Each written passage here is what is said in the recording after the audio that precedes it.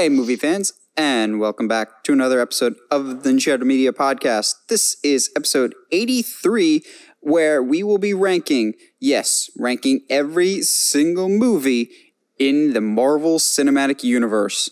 All of them. It's a big undertaking, but it should be fun. We're doing this to celebrate the 8-year anniversary that happened this past week of the first Avengers movie that came out in 2012. I genuinely cannot believe it's been 8 years already. But Josh, how you doing tonight? I'm hanging in there, man. I started a new job that's a morning shift, and I really enjoy the job, and I enjoy doing the morning shift. I started crashing about an hour ago, so I'm like, come on, man. We got this podcast. Let's go. With that said, I'm not going to lie. This week is like the most excited I've been for a podcast in ages. Oh, really? Yeah.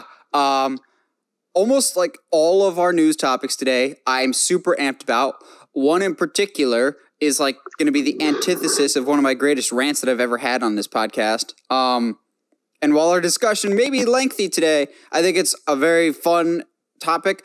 But also, before we even get to any of those, you and I have something very fun to discuss in What Are We Watching?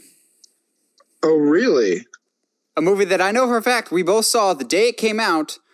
The final DC animated universe film, Justice League Dark Apocalypse War. What's so funny is I've totally forgot because it's been several days. I'll say, though, it's the first time in forever, and for a fact, it's the first time in these like current DC animated movies timeline that immediately as soon as it was done, I wanted to hit play and watch it again. Yes. Oh, absolutely.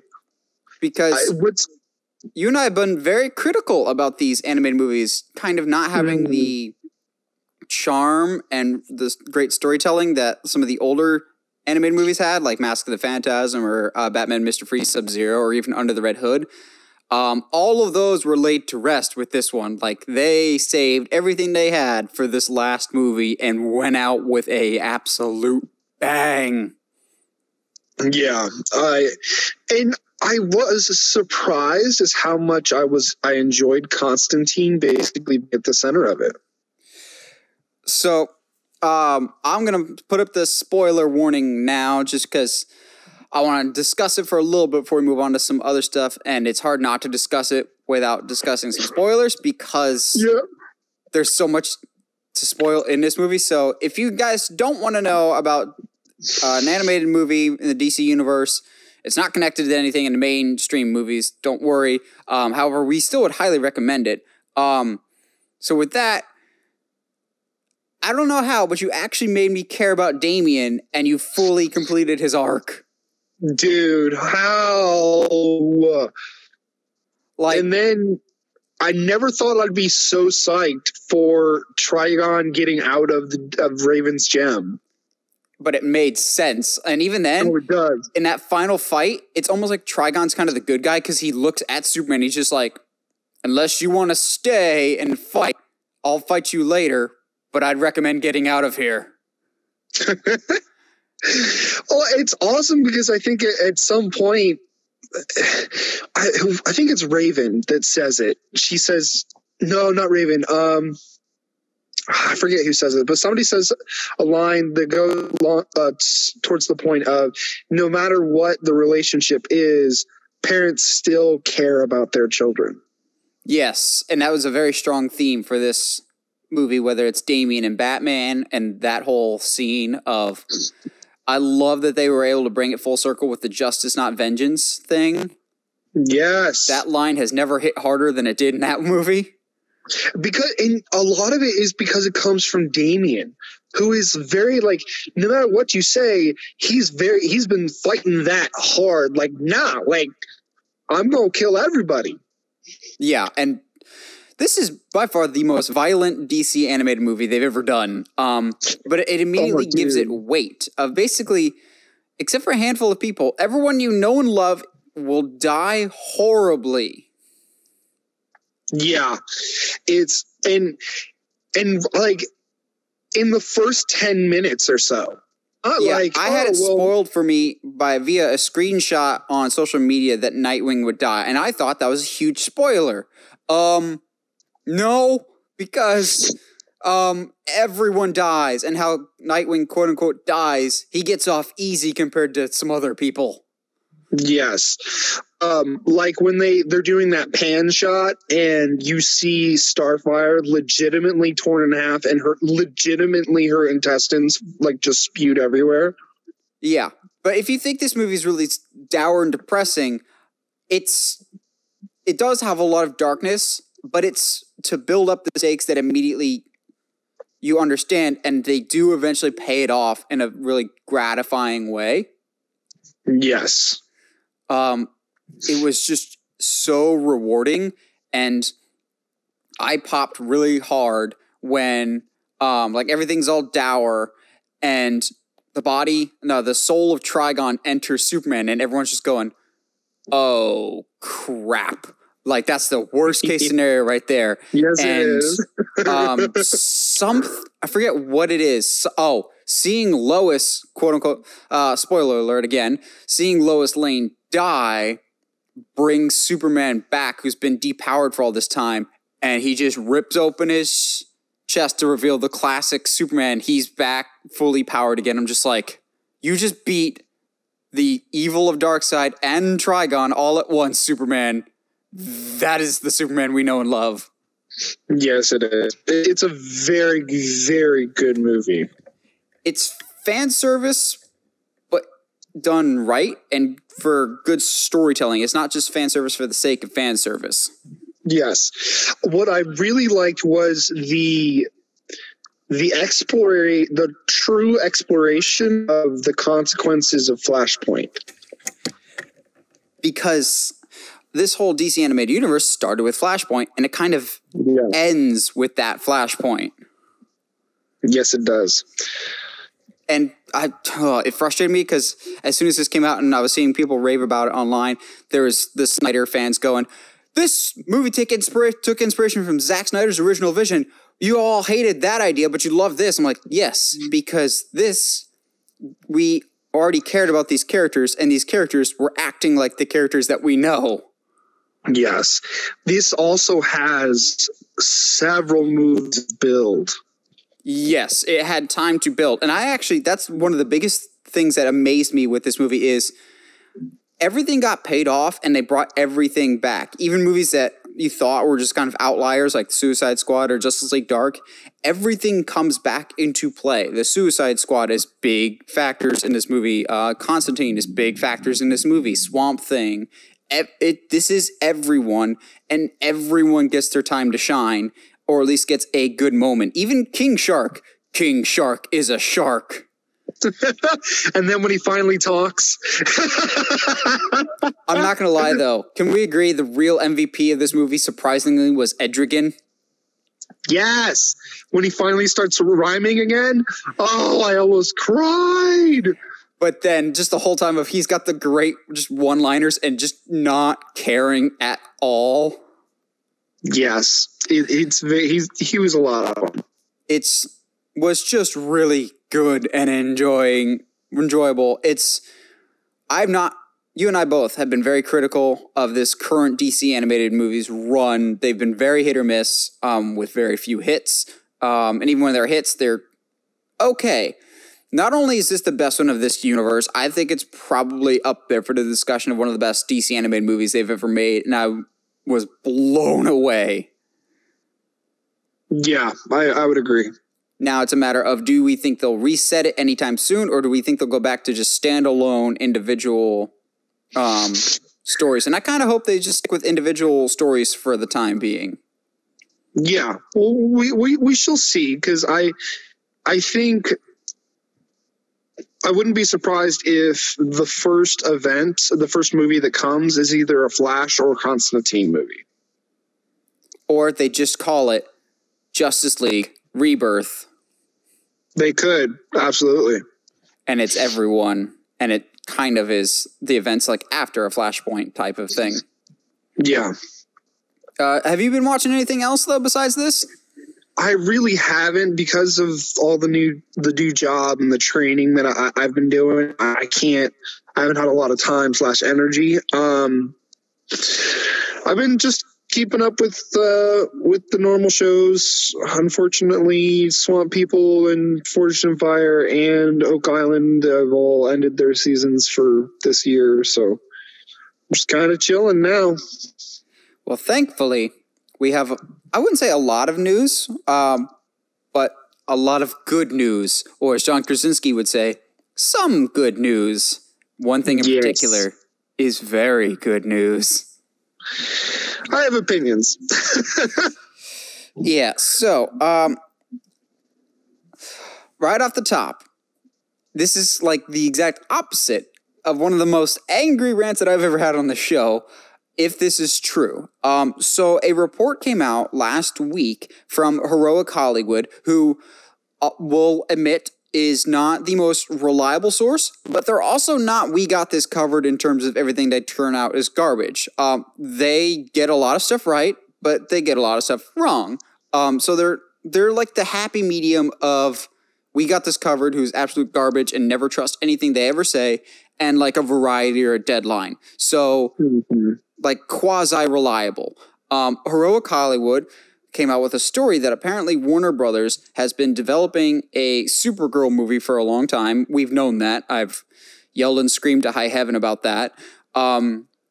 However, this report says that they've halted production on that and are shifting their focus back to developing Superman properties, because they, in their words, thought it'd be confusing if we went directly from Justice League to Supergirl, which is the only part of the story that I don't buy, because right now I don't think Warner Bros. Gives two craps about continuity. Yeah. But I am very much optimistic, and I got really excited with the chance of, okay, we might be going back to Superman. Because I've made no qualm. I've not done a good job of hiding the fact that I've thought from day one that Supergirl was a bad idea. I think the character could absolutely work, but you have to introduce her into other stuff first. And also, when they announced the Supergirl movie, it was in that era and time when Warner Bros. And DC was just announcing every single movie under the sun. Nightwing, Green Lantern, Cyborg, New Gods, and none of them have moved the needle at all or even started. So it was one of those projects that I kind of wondered if they were actually making or just said they were to get people excited. That being said, yes, we need Superman back. You can't not have a DC universe without the guy that started everything. And I don't just mean Zack Snyder's Man of Steel kicking off the current DCEU. I mean everything, any comic book, anything has to come back to Superman, and he has to be involved in the plans at some level. Now, the report did not say if people are running with it because they hope it's true. The report did not specify whether or not they're considering bringing back Henry Cavill. I would hope so, but I'm 50-50 on it whether or not they actually would. But we can talk about that in a little bit more here. But Josh, first, you hear that they're dropping or at least postponing a Supergirl movie in favor of a Superman outing, or trying to get another Superman movie in development. What are your immediate thoughts? I think it's a good move. I'm with you in that Supergirl could definitely work on the big screen. It's a matter of setting it up right. And in a lot of ways, some of the best parts of her arc are because Superman's already there. So you gotta, I think, in my opinion, you gotta build Superman more and have his presence actually felt in the world before you can even consider having Supergirl there. Yeah, and I don't know a ton about Supergirl, but I know enough to know that a lot of her characters and rosters, both good guys and bad guys, heavily crossover with Superman, so it would be really, really odd to not have Superman at all or Superman established first. Like, I know Supergirl crosses paths with Brainiac a lot, but that's mainly because so does Superman. Yeah, it's. I guess I personally am not that familiar with her rogues gallery, but I feel like there's a lot of crossover.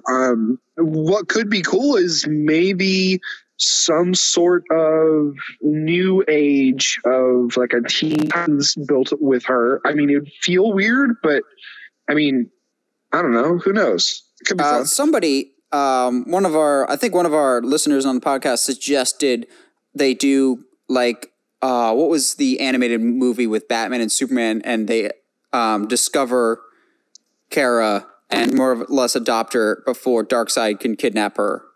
I think that's Apocalypse? Justice League Apocalypse. Yeah, they suggested something like that. I wouldn't mind a Superman Supergirl team up, and he kind of has to show her the way. Do you know the way? But the thing is, you would need to establish Superman first. Yeah. One more time, because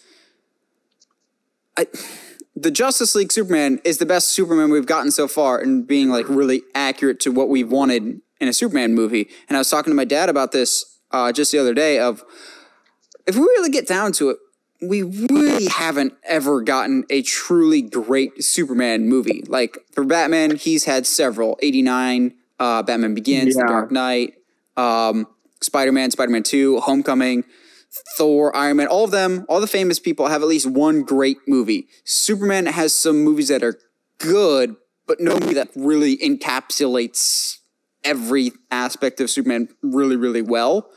Now, to address the elephant in the room, do we think it would be Henry Cavill? I find it hard to believe that it wouldn't be Henry. But at the same time, I don't know, man. I am more optimistic about him returning now than I was this time a month or two ago, when we were both kind of at that point of thinking, okay, yeah, the signs seem to point that he's done and Warner Bros. Has no interest. If they are interested, I can see them bringing him back into the fold. Yes. At least I would hope so. Because if I remember right, there was questions as to how available he would be as far as his shooting schedule. And if, to my understanding, it's cleared up quite a bit now. Yeah, the only thing on it that I know of right now is The Witcher Season 2. And if they did another Superman movie, it would still be a long ways off because there's no like active story or anything that they're working on. So they would need to develop stuff first before we get another Superman. So realistically, it'd be 2 or 3 years away. But I've not seen an actor more destined to clamoring to come back than Henry Cavill as Superman. Like, he's all but begged Warner Bros. To come back, and fans want him to the point of, if it's somebody else but still in this DCEU, fans will riot. Yeah, well, because as much as I kind of like the idea of a Michael B. Jordan, wasn't he the one that the name thrown around to come back as Superman? He did have discussions, but I don't know if it would have been a Clark Kent Superman. Yeah, but at the same time, if you do that, fine. But I feel like there's better roles for Michael B. Jordan to do that would not be so much of it's Superman, but black. I don't know how to say that without sounding a little racist, but like, well, it's not even so much race thing of, I'm fine with a black Superman. It's just that there's no reason to replace Henry at this stage. Yes. Other than have him. Why? You think his Superman is the reason that people didn't like the Superman movies. That's never been the case. Yeah, I don't know, man.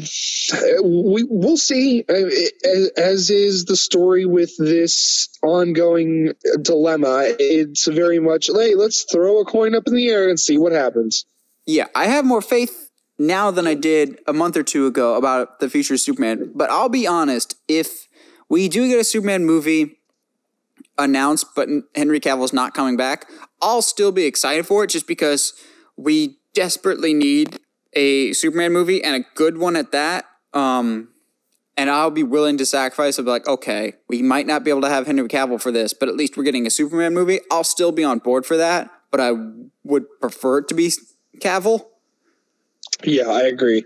He is, especially with how he ends up being at the end of Justice League.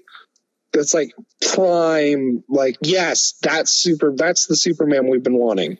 And I like almost everything about it from a visual standpoint. He's just jacked beyond belief, got the physicality, but more than anything, I've always liked the suit. I just wish it was brighter in its color scheme. Yeah. Like, it was always too muted to me. Yeah, even in Justice League, it was a little too muted, but his personality and the stupid little Boy Scout quips that he was throwing out were like perfect. It was like, yes, that's Superman. Yeah, he's supposed to be cheesy. Yeah, I hope we bring more of that.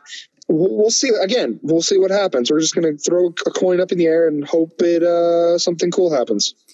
But yeah, right now, everything lives in the world of hypotheticals until the world can resume. Yeah.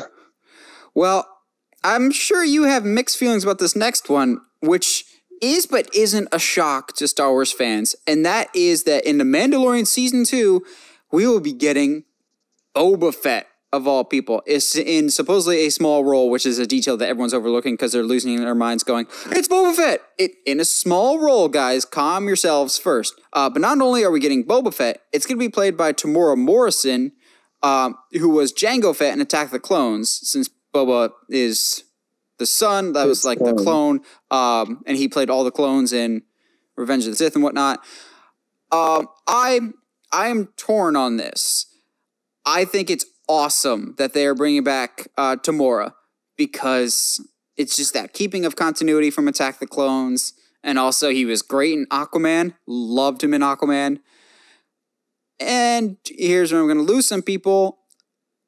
Boba Fett is the single most overrated character in Star Wars. Yeah, okay, besides that detail, I'm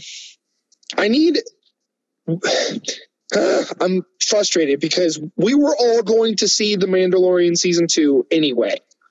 Like, now we know Ahsoka is going to be involved. Now we know Boba Fett's going to be involved. Like, just keep some stuff under wraps, man. Like, I want to, like, I understand, like, there's still so much about Season 2 that we don't know.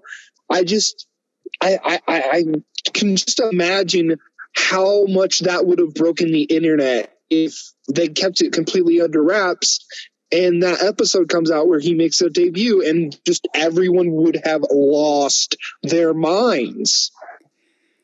Yeah, I'm kind of in the same boat as you of, come on, Disney, you're normally pretty good about keeping leaks out of people's minds. Well, let's specify here.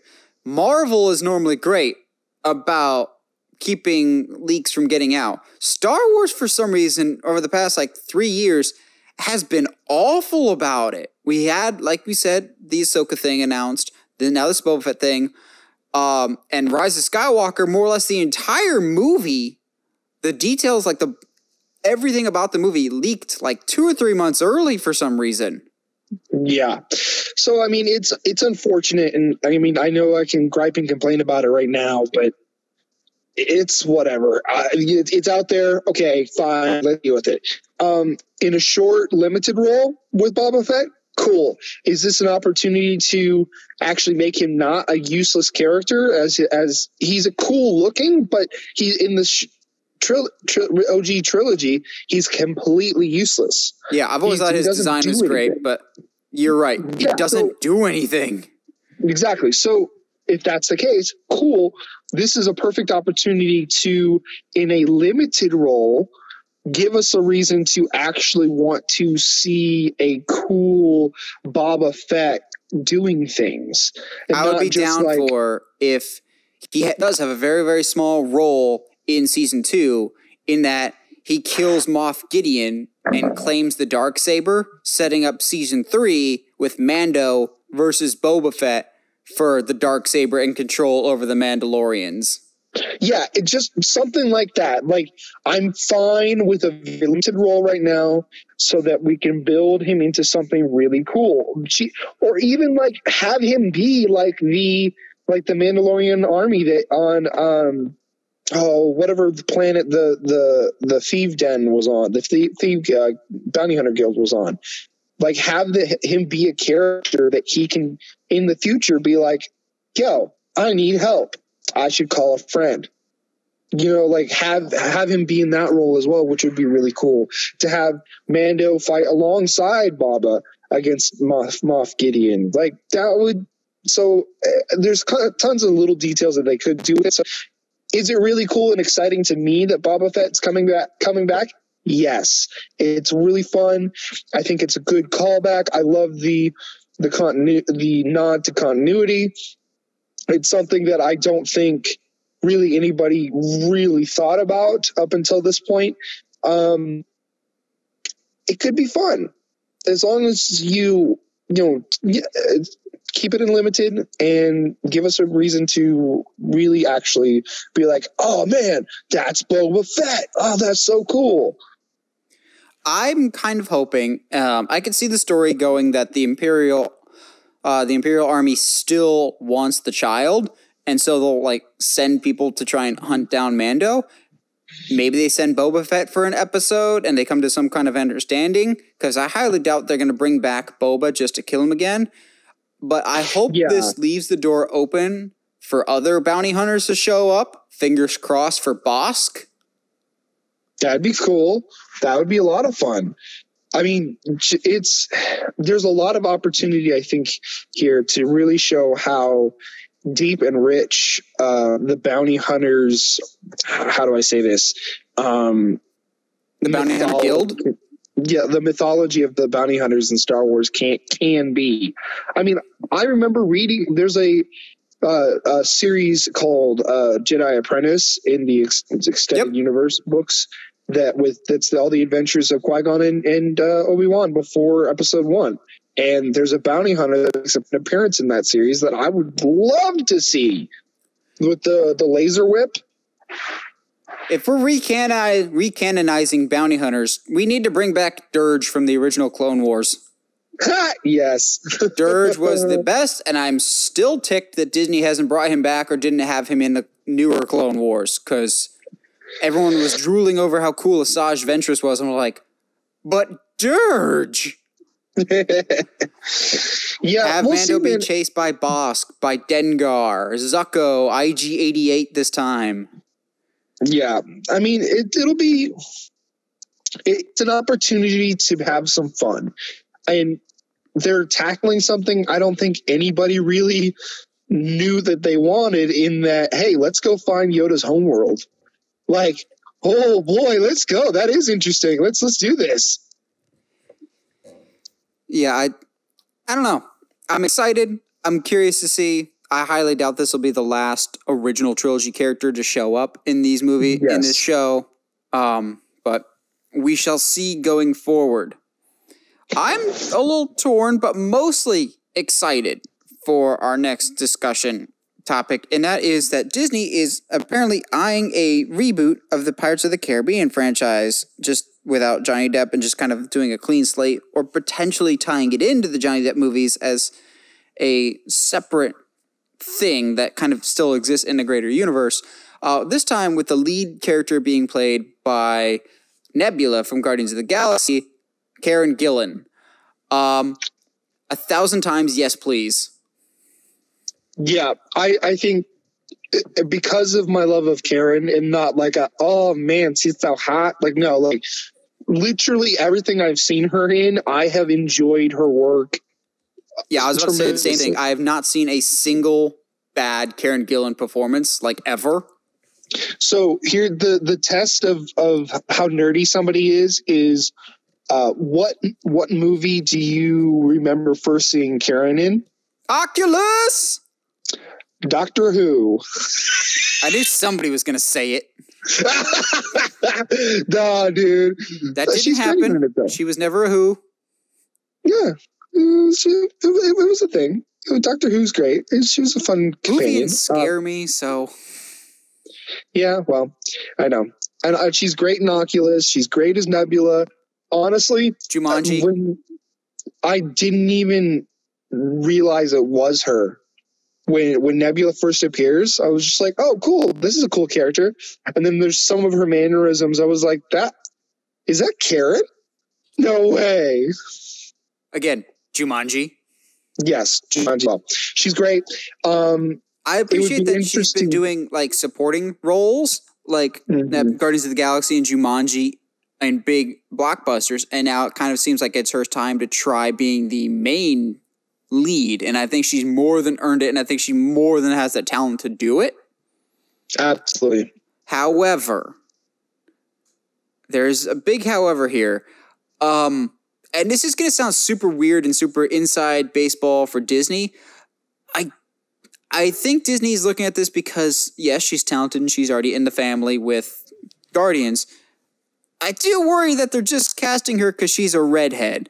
Because, like a year or two ago, the Pirates of the Caribbean rides were refurbished and remodeled so that there's this new female pirate character called Red. So instead of selling women as pirates would, they more or less made one of the pirates female, and she's trying to steal rum instead to make the ride more family friendly, to which I'm just going, again, pirates necessarily aren't family friendly. So I'm calling it now that she's going to be more or less a live action version of Red, who I'm fine with, but I'm like, please don't tell me you just cast her because she's got red hair. Yeah. But that being said, she's long overdue to starting her own franchise. And again, I'm going to say the very unpopular opinion. Pirates has needed to move away from Johnny Depp for a long time now.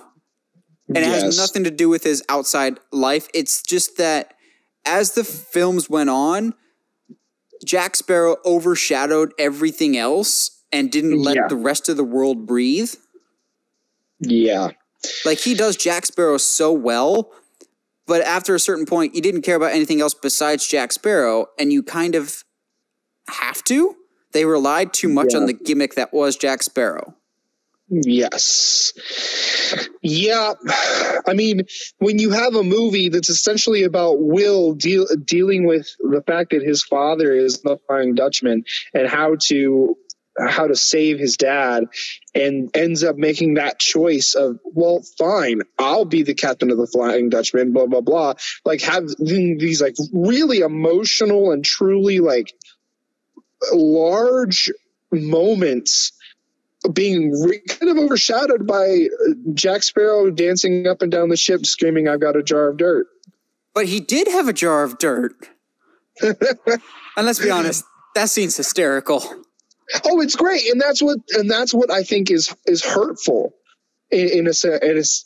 Not necessarily, okay, maybe not hurtful, but that's why I guess it's such a paradox or like such a weird situation, because like you said, Jack Sparrow is so entertaining, and he did become a character that you only watched Pirates of the Caribbean for him, even though a lot of the characters in the films are dealing with some really tough stuff and some really interesting things.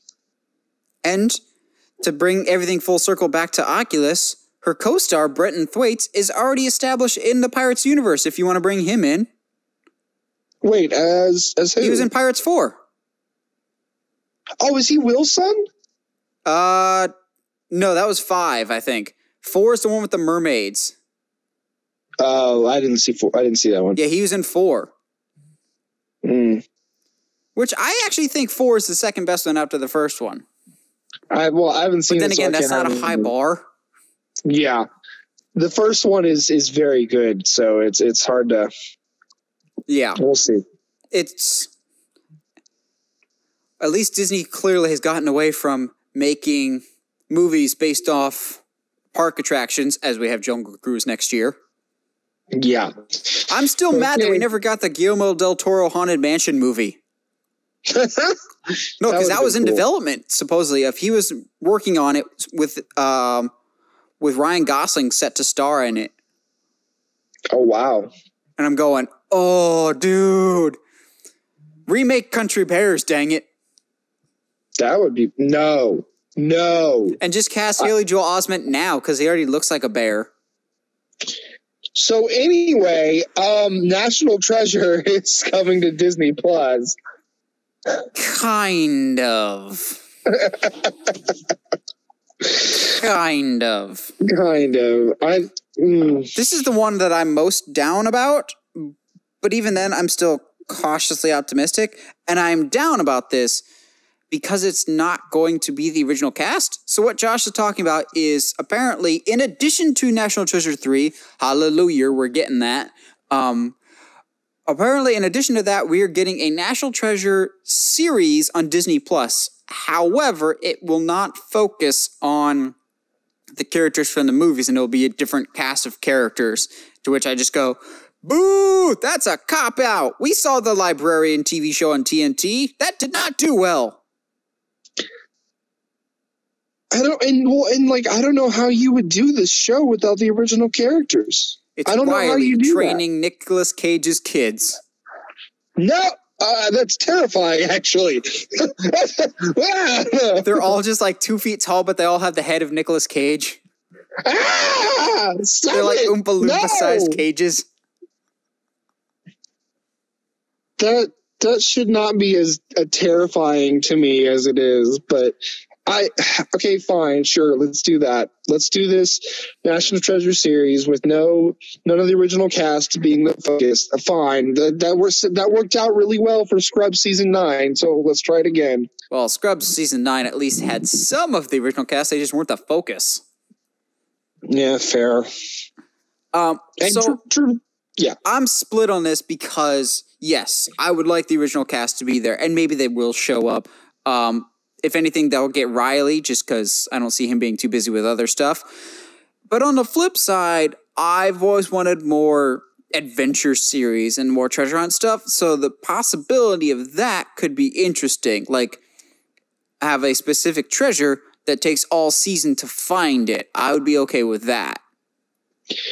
I could, yeah, and give more time for like emotional development. Like, that's almost an Uncharted-esque series that I think would be, I can see that being successful. Yeah, Heather a while back suggested if we were never going to get an Uncharted movie, make that a Netflix series. So this could kind of be the equivalent of that. I can see that, yeah. In a perfect world, it's Uncharted meets Liberty's Kids. Okay. I see. I'm picking up what you're putting down. Which, shout out to Liberty's Kids for anybody that remembers that great show. Either that or somehow do a Magic Treehouse. See, we were supposed to get a Magic Treehouse show on Netflix, and I'm pissed that we still haven't gotten it. Yeah, because I remember us talking about it, but like they were like, hey, we're doing it, and then nothing has been said about it since. Yeah, whether it was either live action or animated, either one of those has a lot of potential. Also, can we get a remake of Wishbone? Oh man, or just put all of Wishbone on Netflix or somewhere, please. The Halloween episode still gives me nightmares. Dude. Oh, that was the one episode that I could not watch. And like even I thought that was just me. No, dude, I don't know why. Thinking about it, thinking back to it, I was like, it doesn't sound that scary, like as an adult, given what I've seen now. So I would love to track down that episode and watch it again, just to kind of YouTube. Now, okay, look, some of us don't spend a lot of time on YouTube. It's on YouTube in its entirety. How I know that. If you want to see, I'd be watching old episodes of Out of the Box. See, but Also, do you remember those old 2D animated Ronald McDonald cartoons? Those are also on YouTube. Don't ask. That's terrifying. I mean, Beautiful Joe and Ultimate Muscle are in their entirety on YouTube, so I just haven't watched those yet. YouTube's a wonderful place. You can find us on YouTube at Uncharted Media. Shameless plug. Okay, there's that plug. But like we've said, I'm torn on this. I am a little disappointed, and that's kind of a deal breaker that the original cast is not involved. However, I always want more treasure hunt stuff, so I'd be curious about that. Yeah, it could be fun. I mean, I'll believe it. I'll believe it when there's a trailer. Yeah, that's the truth for just about everything. Yeah. Looking at you, New Gods movie that supposedly is still moving forward. Doubt it. Yeah, okay. Now, for our last news topic, I'm excited about this one. Josh, you're a fan of the John Wick franchise, right? Oh, yeah. I mean, the action franchise that has gotten surprisingly big after... Okay, because I don't know about you, but when somebody was like, hey, Keanu Reeves is in an action movie and he's playing an assassin, all of us were like, okay, sure, whatever, we'll watch it. And it ended up being amazing. And yeah, then we didn't see the first one in theaters, did we? I didn't see it in theaters, I don't think. I didn't either. I think we started with the second one. I think so too, because we'd happened to see the first one, and we're like, "What is this?" Like from Family Video or something. We're just like, "Holy crap! They actually know how to film an action scene." Yes, I remember being like blown away by it. Holy crap! There's Steadicam, and that's clearly Keanu doing the stunts. Yes, John Wick 5, John Wick versus Tom Cruise, stunt off. Jeez, but I mean, with the direction they're going, like, it's wild to me that 3 put us in a world that I was like, yeah, no, I need a John Wick 4. Well, John Wick 2 and 3 did this great world building, and so that brings us to what we're talking about today. A while back, they announced that they would be doing a Ballerina spinoff movie about the school that Angelica Houston runs of like ballerina assassins. And so apparently they're moving forward with that spinoff movie and eyeing Chloe Grace-Moretz as the lead. Yes, 1,000 times yes. Absolutely. Like Chloe Grace-Moretz, I don't think she's on the same level as Karen Gillan for me, just because Karen Gillan's one of my favorite actresses. But Chloe Grace-Moretz is another one of, she's almost always good in everything she's in. She doesn't have as good of discernment as Karen Gillan in terms of the movies that she's been in, but she's always entertaining and great, and also has a history of being great in action movies, minus The Fifth Wave. Yeah. Which I'm amazed I even remembered that movie so quickly. Yes, but here's the thing. I have always said that Hit Girl should have a movie, and now we're literally getting Hit Girl. Yeah, they waited too long to do a Hit Girl movie, because the thing is with Hit Girl, you had to capitalize it as soon as possible to maintain that charm because of how young she was. It's kind of the issue that Shazam 2 is going to have with the cast is going to age really quickly. But you're right. I'm very much excited for the potential because one of the big standouts for me in John Wick 3 was the ballerina segment and seeing that kind of like almost mafia subset that was run by Angelica Houston and the very strict rules that accompany it. Yes. The nice thing is with the John Wick movies is they expand the world that they exist in, but never go full Amazing Spider-Man 2 of sequel baiting. It just organically comes to life of this is the world John Wick lives in, and if there's things you want to know about, let us know. We could potentially go down that route. Yeah, they just kind of they never really even like hint at anything either.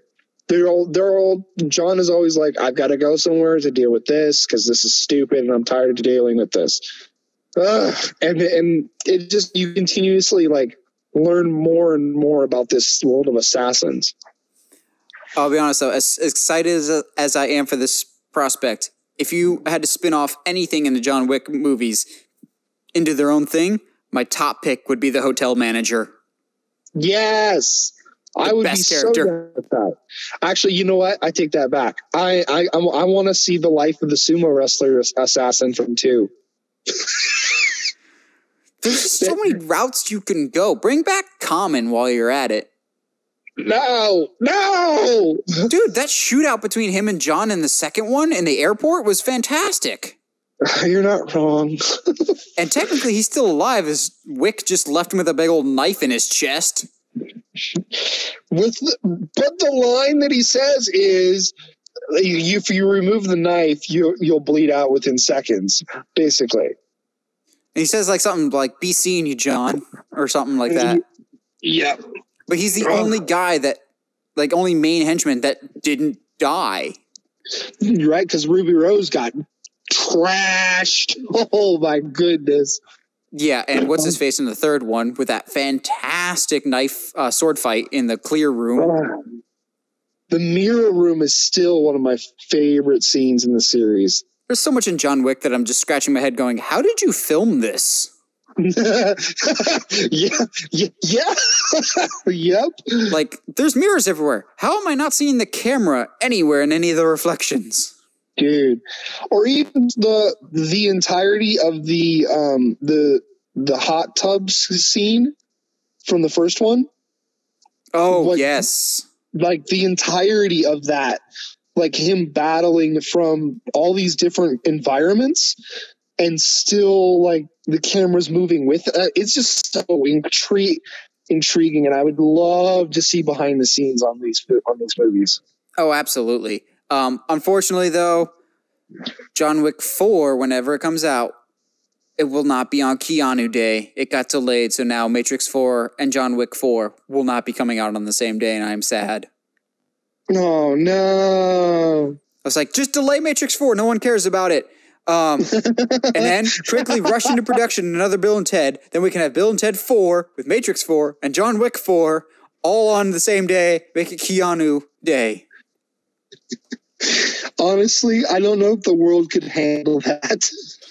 Everyone would just stop and say, whoa. And do another Toy Story with him as Duke Kaboom or Duke Kaboom spinoff movie. Duke Kaboom. Yes, he Canada.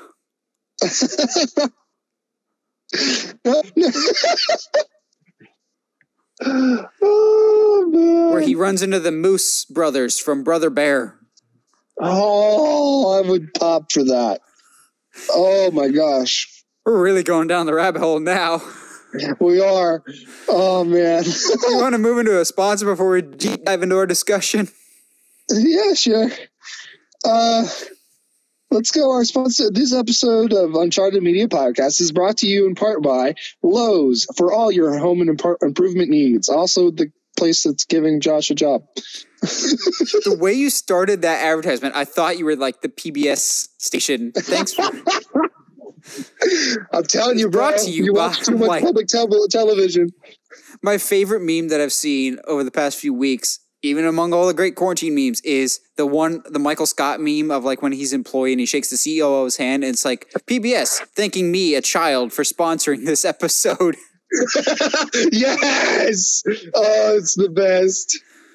Well, as we said earlier, it is the 8-year anniversary of the first Avengers movie, which is what I actually think is really what kickstarted the MCU into another gear of Iron Man, yes, kicked everything off. And then all these origin movies were really great. But Avengers is what escalated it to the next level of, oh, Marvel's really not messing around. They actually pulled this thing off. Oh, and also there's the anniversary of Iron Man 2 this past week, but no, just that's not what's celebrating. No one cares about Iron Man 2. So, up till this date of whatever day it is today, time is relative in this quarantine era, there is 23 movies in the MCU. We will be ranking them from worst to best. I don't know about you, Josh, but it was not hard for me to come up with my number 23, my worst in the MCU by far. Hold on. I only have 22. What's your...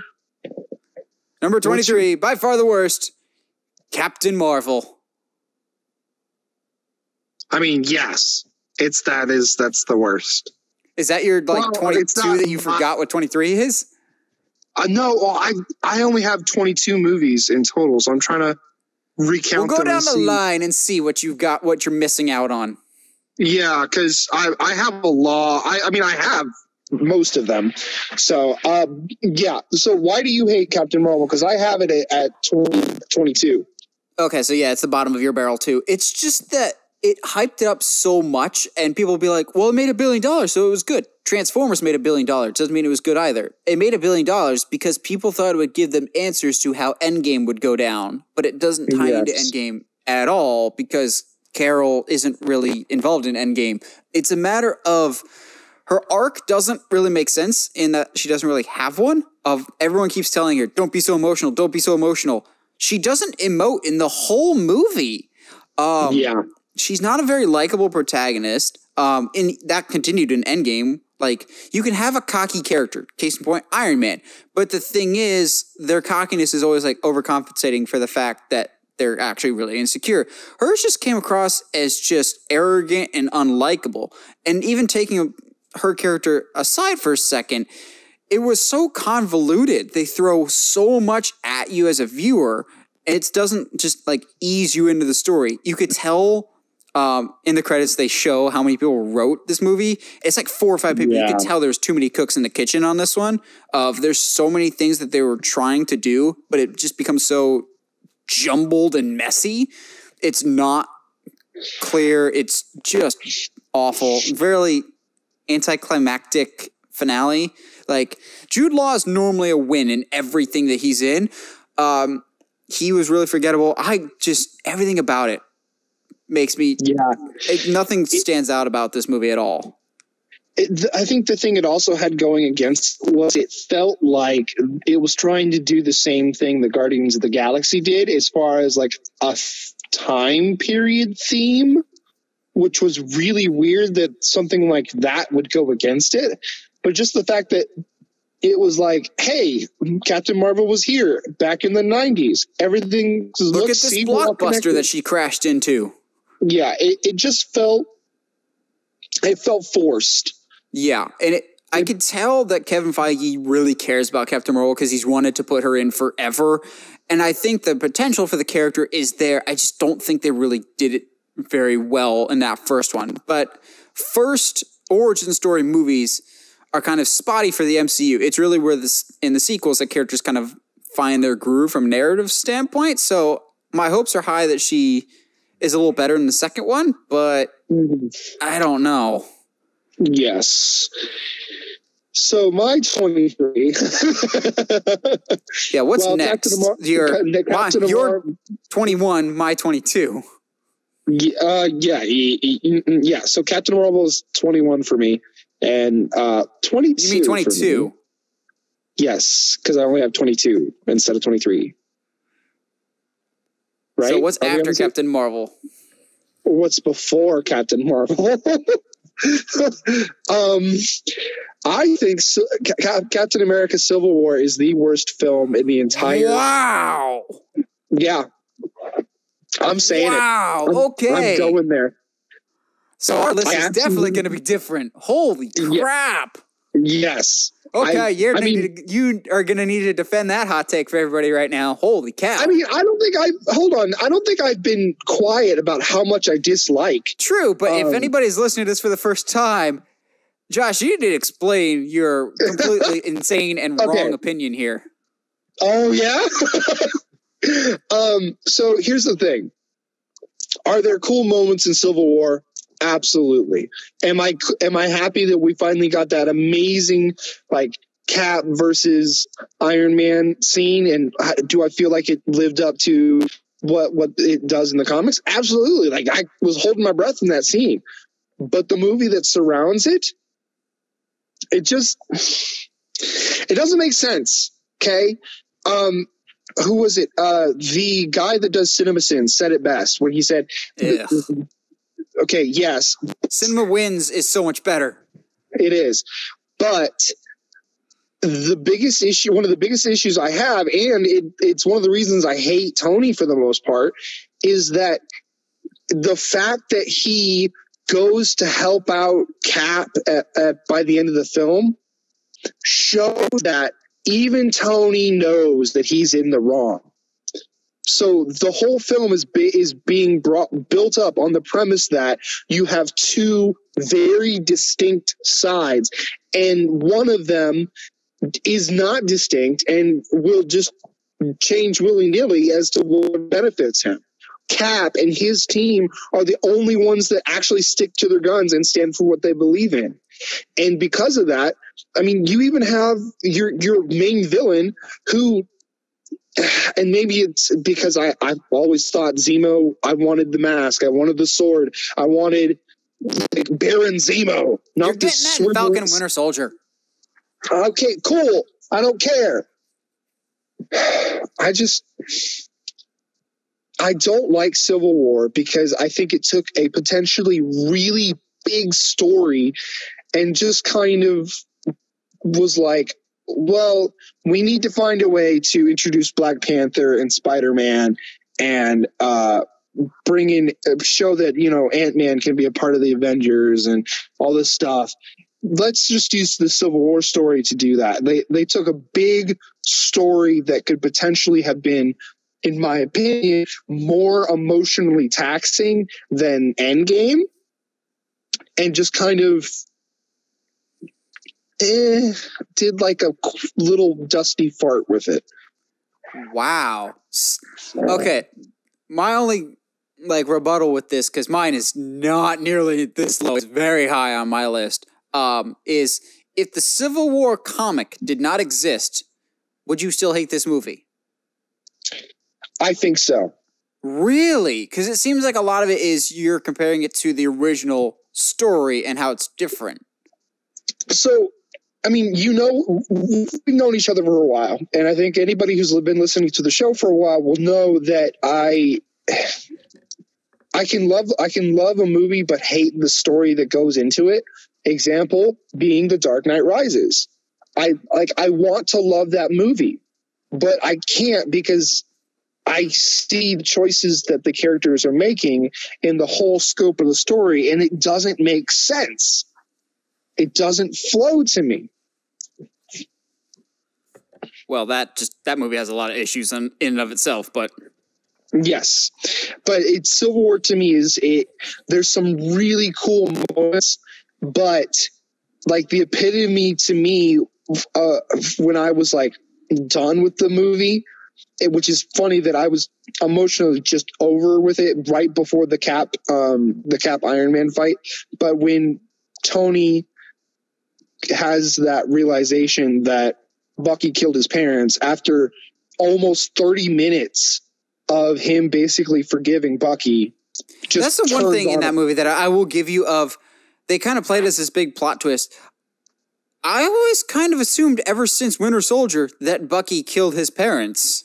Yeah, like, and if you're going to spend 30 minutes with Tony basically being like, hey, like, you know what? I understand you had no choice. You were under, you know, communist control, blah, blah, blah.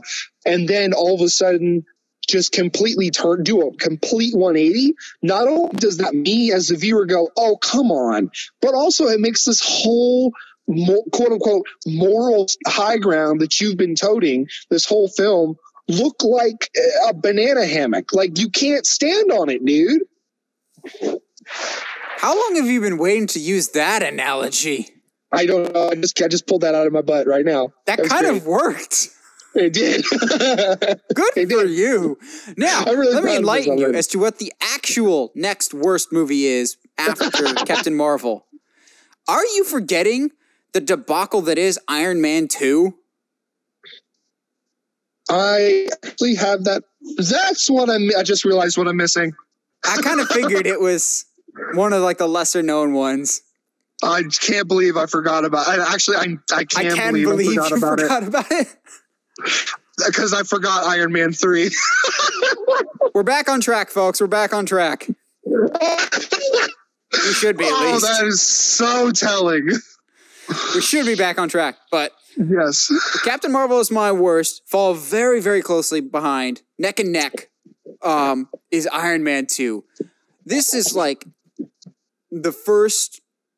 This could have been a much worse situation for the MCU than people realize. Because we hadn't had Avengers yet. We were riding pretty good. We had Iron Man, Incredible Hulk. Didn't light the world on fire, but it was at least decent. Then we got Iron Man 2. So we're still early in the phases of the Marvel Cinematic Universe. This really could have derailed things because it's really not that good. And it is... Normally, Marvel has Easter eggs scattered throughout. They're not normally this blatantly obvious to shove it down your throat of we're establishing a future movie of, hey, here's Captain America's shield. Y'all recognize Captain America's shield? Look at Captain America's shield. We're going to have Coulson hold Captain America's shield. Yeah. And even take away all of the forced Easter eggs. It's the whole, arc reactor is slowly poisoning me. So I have to create a whole new element to put inside my body. And I'm going, wait, can you create elements? And the key to creating this element is in a blueprint that your dad made like 50 years ago that you just happen to still have in your office? And it's a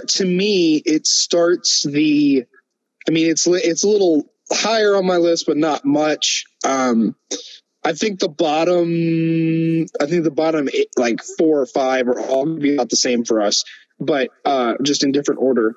Yeah, probably. The Iron Man 2 started the best, and I'm saying this as sarcastically as possible, the best story point that Disney continuously revisits, which I don't know why. Iron Man villains and Spider-Man villains have to be someone that the Starks have screwed over in one way, shape, or form. Also, still to this day, I die laughing because I remember when I saw this movie in theaters with my dad, we got out of it, and neither of us particularly liked it, but we didn't hate it. And my dad just goes, so the thing that really lost me in this movie was he steals all Iron Man's tech. He's all powerful like Iron Man. And what does he do? He makes whips out of them?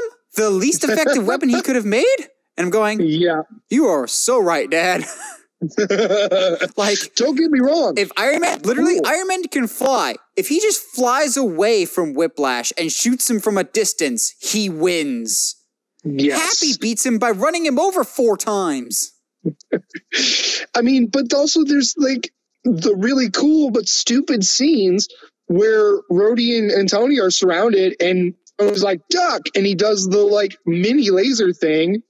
And Rhodey's like, oh, you should have led with that. And he's like, yeah, I probably should have. It was like, do you not know how to use your own tech? Like, what are you doing? And Mickey Rourke has a bird for some reason? Yeah. Although I will say, as bad as Iron Man 2 is, it does have the most underrated villain in Sam Rockwell's character. Yes! I love the Hammerbots. Oh, he was so good. Justin Hammer is a moron, and I loved every second with him, and he needs to come back, please. That is literally the only reason that I put this a little higher, because I enjoy his presence so much, and all of the jokes that come with it. He's just so naturally schmarmy and charismatic. It's just wonderful. Also, yes. Iron Man 2 replaced Rhodey, and I hate Don Cheadle. Well, no, I don't say hate. I normally really like him. I much prefer Terrence Howard over Don Cheadle as Rhodey. I agree, but I mean, I've heard all the stories as to why, supposedly why he left, but yeah, there's always he said type thing. Yes, but Iron Man 2 is garbage. But what's next? Okay, let's get back on track now. So I did 23 and 22. You did 23, and that. What's your 22? Technically 22 as well. Yeah, because 22 was Captain Marvel. Then what was 23? What's your worst? Oh, was Civil War your worst? Yeah, Civil War is the worst. Okay, Civil War, then Captain Marvel. Okay, we're back on track. Yes. So 21. What you got? Thor: The Dark World. Bro, same. Not surprised at all.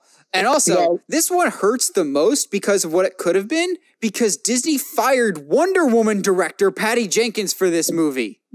Yes. Because she wanted to do a certain thing, and they're just like, no, we really want to go in this direction. Well, you let her go to more or less help DC get back on track, and you morons made this movie instead. And the problem I have the most with this film is it does have a lot of really cool potential, but it comes out as this like bland, like not necessarily colorless, but not necessarily colorful. It's just bland, but also it was the first time that an MCU movie felt corporately manufactured. Yeah, yes, that's what it is. Like we need to have this. We need to have this. This time, Natalie Portman's going to be the fish out of water. Also, Jane Foster is my least favorite character in the entire MCU, not named Pepper Potts. So, yeah, I've long since wanted Thor to be with Lady Sif instead. I mean, yes, but it's just also Thor: The Dark World. I feel pretty confident saying, as bad as Iron Man 2's villain is, Thor: The Dark World still has the worst villain of all time with Malekith the Destroyer, because he doesn't do anything. Even remember anything about Malekith other than he's a dark elf, whatever that is. Like his henchman that kind of more or less turns into a minotaur is cooler than he is. Yes, it's and it starts the whole like, oh, is he dead? Is he not? Oh, I don't know. With Loki. You know it's bad when even the MCU itself kind of makes fun of you in Endgame. Yeah. When they're rehashing the ether because they assume everyone forgot about that movie, and even Thor is too hammered to even talk about how bad that movie is. Yeah, it's just it's not a good film. There's fun little tiny moments in it, but it just yeah. Let's not dwell any longer on it. What's your number 20? Iron Man 3. Okay, mine. I'm not quite there yet, but I'm close. Why do you not like Iron Man 3? Besides it being, oh, hey, look, it's another villain. Well, we're going to build up the entire film to have a really cool version of Mandarin, only to pull the rug out from under you so that it's actually somebody that Tony screwed over again. And we actually somehow managed to avoid the, let's be honest, pretty racist version of the original Mandarin. They actually did a pretty good update of it. Yeah. Like, oh. And then they ruined it. Well, at least they are retconning that and they're bringing him back. Okay, cool, I guess, sure. Yeah. But I'll save it for later because I do have it later. I don't think it's 20 bad. Yes, but the fact of the matter is, when in the finale, when he's doing all the suit things, I didn't care. That should be a really cool moment. But I didn't care. I didn't care about Tony. I didn't care about the villain. There's nothing in this movie that builds it up to the point where I'm like, oh man, I really feel for these people. Or like when it's kind of when it's revealed Guy Pearce's actual motivations. I didn't care. I was like, okay, so Tony blew you off once at a party. So yeah, like, get over it, dude. Like, it made the villain seem like this someone who's emotionally still a child. Like it didn't matter to me. I'm not gonna lie, it's just gonna sound horrible. I was actually kind of happy and excited when Gwyneth Paltrow fell into the fire. I was like, yes, they finally killed Pepper Potts.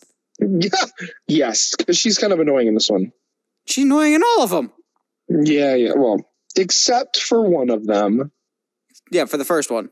Yes. They get everything right about the first one almost. Yes, they do. That's and much I don't know higher how. on my list.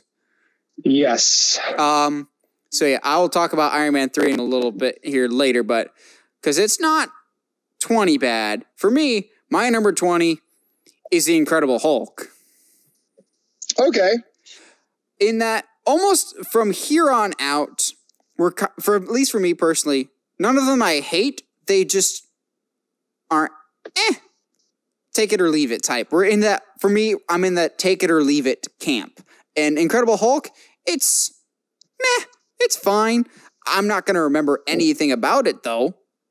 Yeah. It's not as bad as the Ang Lee Hulk, but it's kind of just a muted of a movie. I have it a little higher for a few reasons, but we'll talk about it later.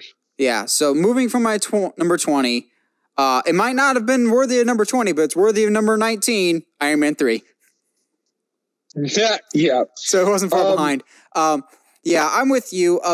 I still to this day hate the Mandarin twist. But I was immediately taken out of the finale, just like you, with he builds all these Iron Man suits. Cool. Not cool when they fall apart so easy. Yeah. They literally break and fall apart within 5 to 6 seconds. Like, wait, you established that these are pretty durable. They're like portable tanks. So I would imagine you only get better at building them over time. Why are they breaking so easily? Yes. And there was an opportunity to explore all the really, really cool suits that he has, and they just kind of throw it against the wall and call it a day.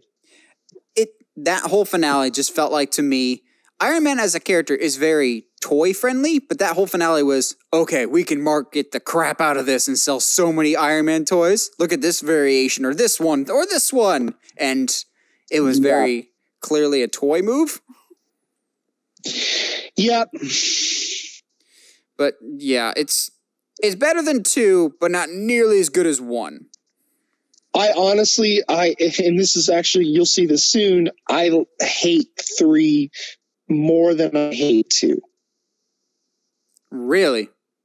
Yes. What's your number 19? The week of Ultron. Okay. I'm pretty close to you, actually. Yeah, and for me, I think it's much less about the movie itself, because there's a lot of like really, really cool stuff and some very comic book stuff to do. Like, oh man, I'm going to destroy the planet by taking this one very specific city and dropping it on the planet. Fingers crossed that city becomes Latvia that Dr. Doom controls. Yes, absolutely. But at the same time, I was like, really? That's your plan, Mr. Almighty Ultron? Okay. Also, you can't name this like Age of Ultron when the movie only takes place a few weeks. Like, that doesn't. It's not an age. Get out of here. I also, the way they treated Quicksilver, I didn't like. And that has nothing to do with my feelings towards Hawkeye at that time in the series. I just felt like, why would you introduce a character, have us build emotions for him, and then just kill him for no reason? Because there's no emotional payoff later at all. Well, let me piggyback. My number 18 is Age of Ultron. Yeah. It was very close behind it. I actually felt no emotion for Quicksilver whatsoever. So when he died, I thought it was no big waste, because I will go on record saying the accent that the Maximoff twins of Elizabeth Olsen and Aaron Taylor Johnson use are probably some of the worst movie accents I've heard in a long time. Those were I agree. Atrocious. And it's funny that Scarlet Witch's accent has just disappeared. Yes. It's never quite clear where they're from either. So it's like, okay.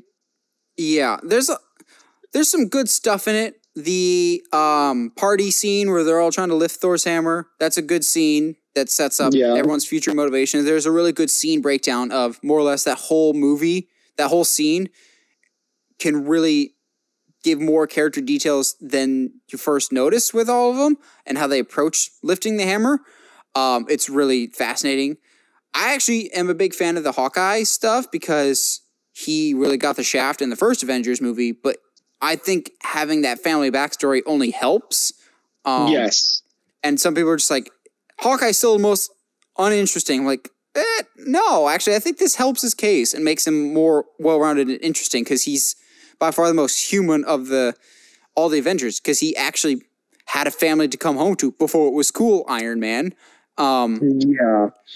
And that is something that irritates the crap out of me. Is this whole movie would not have had to happen had Iron Man not be so irresponsible. Yep. But then when something goes wrong, it's the team's fault. But when something goes right, it was just Iron Man. This is why I feel the way that I do about Civil War. Is because up to that point, Tony does not have a moral leg to stand on. Yeah, that's always bothered me about Tony. But believe it or not, the thing I hate the most about Age of Ultron, and the thing that really, really ruins it for me, is Ultron himself. I think James Spader was absolutely miscast. That voice is 1,000% wrong. I read the comics and I just imagine this almost like Brainiac type voice of like a deep, metallic, eerie voice, not schmarmy and one-liner type. It just didn't feel right of like this giant metal man cracking wise with Iron Man. That honestly irritated me. Like anytime he started cracking jokes, I was like, who are you? Like, stop. It just really didn't work. You can have a smart aleck villain, i.e. Loki. That works. But that's because Loki doesn't look like he can beat the crap out of anybody. Ultron is big and powerful, but he's got the voice of James Spader. It just didn't work for me. Yeah, there was a lot of it that didn't work. And it's unfortunate because of how they ended it. We can all of us can be like, well, he could still be hiding somewhere. No, probably not. I don't think they're keen to revisit it. There was no reason to end it the way to have that moment be the way they did. Turn all the leftover Ultrons into Doombots. You're pushing it. You're really pushing it. I would be okay with that. I know you would. What's your 18? 18 is Iron Man 2. And it's okay. After 18, I'm about until we get maybe towards 9, 8, or 7, like really just like I could do with or without. Like they were good, but But no, I felt like Iron Man 2 mainly because of Mr. Hammer and because Sam Rockwell can do no wrong, let's be honest. Dude, he's so entertaining. Like every scene that he's in, I am just invested in how much I dislike his character. But like also really like him at the same time. I think the way that Coulson talks to Tony, not Coulson, Fury, the way that Fury treats Tony kind of like a child most of the movie, I enjoy the crap out of that. But that might be just because of how much I hate Tony. He deserves it. Yeah, he's as we've said, he's a very irresponsible person. And people just think he's the coolest guy. I'm like, he's got cool tech, but as a role model, he is not. No, he is not. What you got for number 17, my man? It pains me to say this because I know a lot of people like this one, but it's another second installment, but I don't think it holds a candle to the first one at all. And it's probably one of the most forgettable Marvel movies for me in that I genuinely can't remember anything except for the death at the end, and that's Guardians of the Galaxy 2.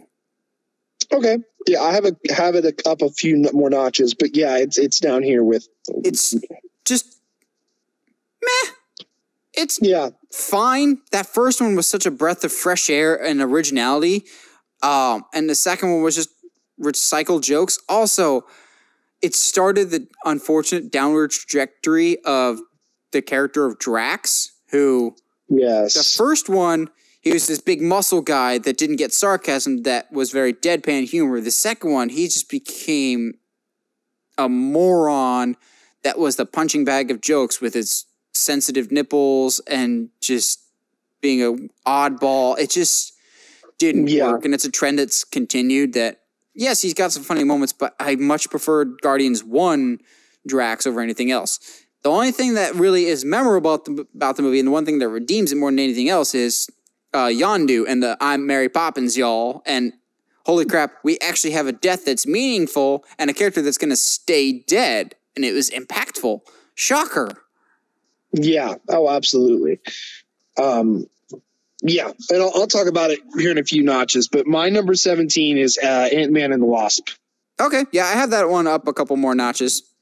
Yeah, I wanted to really like it, and there's some really fun, cool parts, especially like the chemistry between Ant-Man and Wasp. But it's easily forgettable. I will say though, Ant-Man and the Wasp is actually higher for me than Ant-Man. Really? Ant-Man is my number 16. Okay. I liked it. It was fine. Maybe I was just not in the right mindset when I first watched it, but I didn't see Ant-Man in theaters. It was the first MCU movie that I didn't see in theaters just because I didn't think it would really play into the larger universe. And even after seeing Endgame, I still hold that opinion that the Ant-Man movies are good because they're the break in the action because you don't have to watch them. They're the good like side missions. They're the fun side missions with enjoyable characters, but they're never the must-watches of the MCU, I think. And that was really evident in the first Ant-Man. It was fine. Paul Rudd is just Paul Rudd. He's always great. But Yellow Jacket was a meh villain. He was discount Obadiah Stane from the first Iron Man, basically. Yep. If nothing else, Ant-Man blessed us with the greatness that is Michael Peña's character. Yes. Just thank you, Michael Peña. Yes, he's fantastic. But yeah, Ant-Man, it was fine. No harm, no foul. Yeah. I'm probably going to catch some flack for this, for my number 16. I have Captain America and the First Avenger. No, I know a lot of people that aren't super high on it. My mom does not like it. That one's definitely the bottom of her list because she doesn't enjoy him getting picked on so much. I have it definitely up a few more spots, but I can see where you're coming from it. I would say in terms of all of the origin movies of Phase 1, it might be the weakest. I feel, and it's weird because so much like really cool stuff happens, but I also feel like it's the most bland of the origin stories. True. And I've had a journey with it, but I'll talk about it later when it comes up on mine. Yeah. Okay. I mean, I think there's something about the fact that, and you know what, maybe it's because we've gotten so many World War II movies over the years.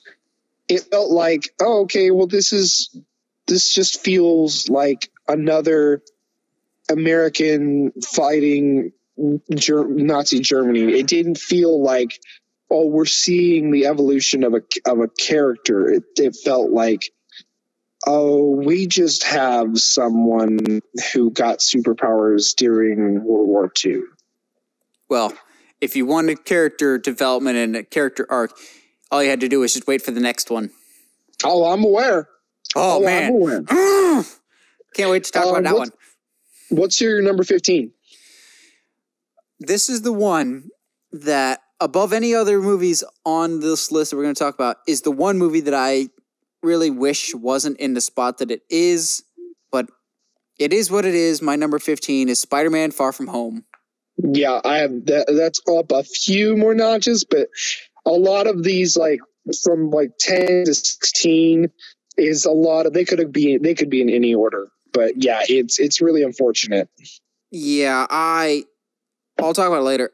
Homecoming to me is just fantastic, and I loved it. So my expectations were really high from Far From Home, and I won't say it was Far From Home was an out and out disappointment. It's not a bad movie by any stretch of the imagination, but I feel like a lot of the time it's kind of the Dark Knight syndrome of it's more of the villain's movie than it is the hero's movie. And don't get me wrong, Jake Gyllenhaal knocks it out of the park as Mysterio. He is so perfect, in fact, that even diehard comic book fans are going, well, maybe there is a chance that he's actually good this time around. Oh, nope, he's evil.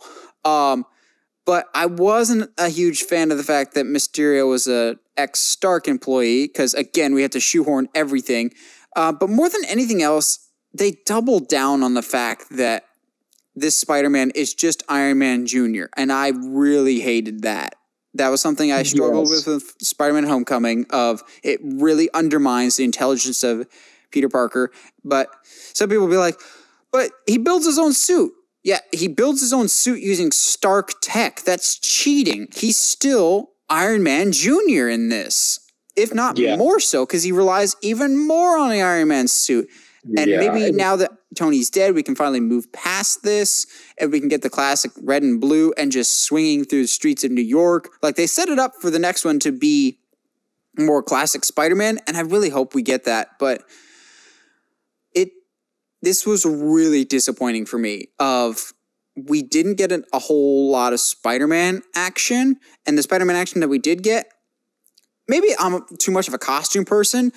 I wasn't digging the Night Monkey suit. I wasn't digging the red and black. It also, Spider-Man needs to be in New York. That's part of his thing. And I thought the novelty of being in Europe would be a fun idea. It just felt really odd. And for a lot of the movie, it felt like an MCU movie, but not a Spider-Man movie, if that makes sense.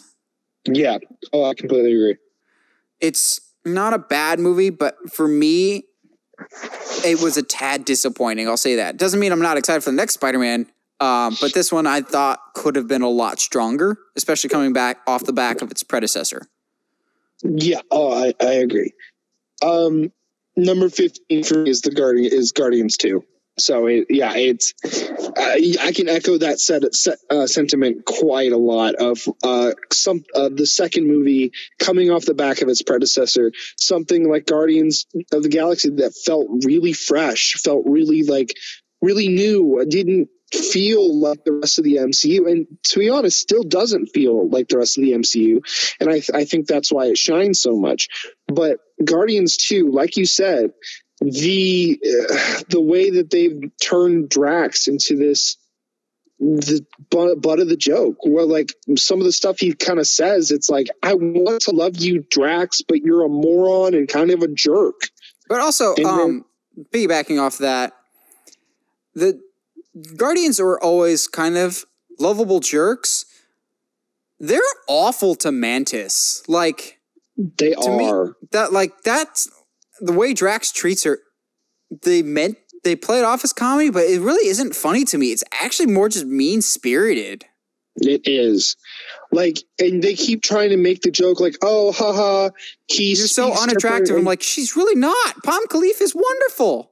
Yes. He's obviously, they're trying, I can see what they're doing in the sense of, we're trying to say that he doesn't know how to communicate, blah, blah, blah. But like, it doesn't come across that way. It comes across like he's being a kind of a dickhole, for lack of a better. I mean, I could say other words, but we're trying to be family friendly here. But and like even Rocket comes off like is easily one of my favorite characters in the MCU. But in this film, he was good in the first one. Second one not so strong, but then gets it back in Endgame. Like Rocket in Endgame is great. Exactly. I love Rocket, but he in the second one, it's like somebody else wrote too. I don't understand it. It's like somebody saw. Admittedly, there was a lot going on in James Gunn's life at the time, so I think real life may have been a lot of stuff was on his mind at the time. Yeah, and given and even like the twist, spoiler alert, when Ego says that he gave Quill's mom cancer, there's never a reason.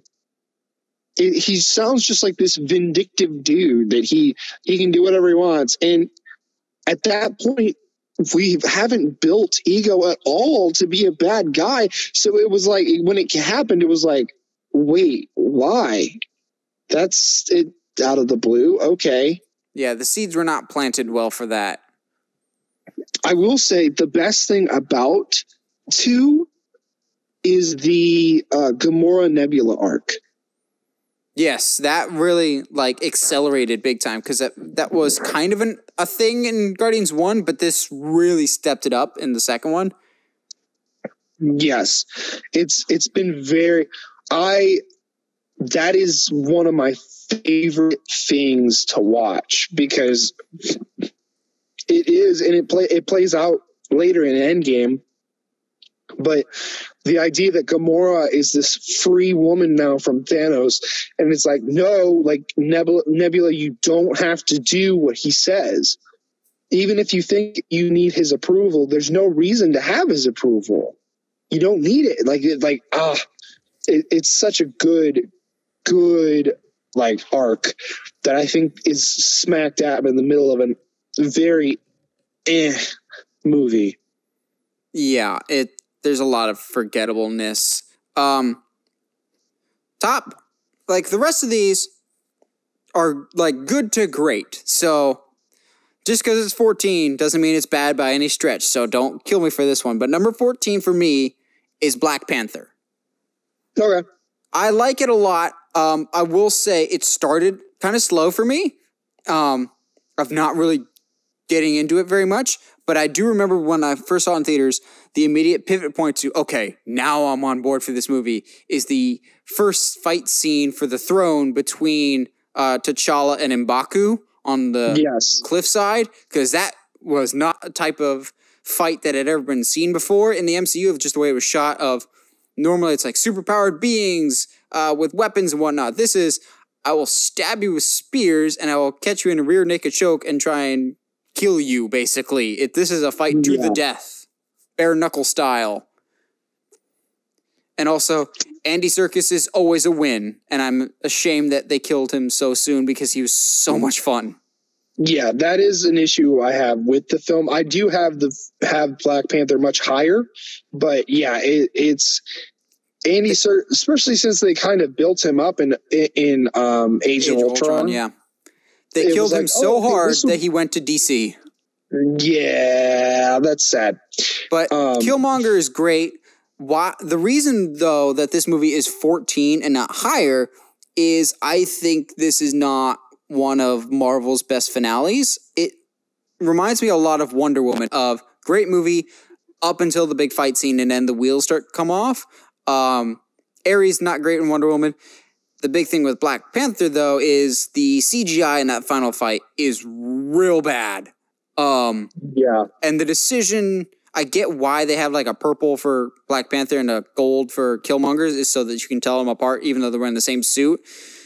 That looked bad. The location for the fight was just not the best. And I don't know. It wasn't their best final fight. I'll say that. It was cool when he came back. He's just like, as you can see, I am not dead. I was like, that's awesome.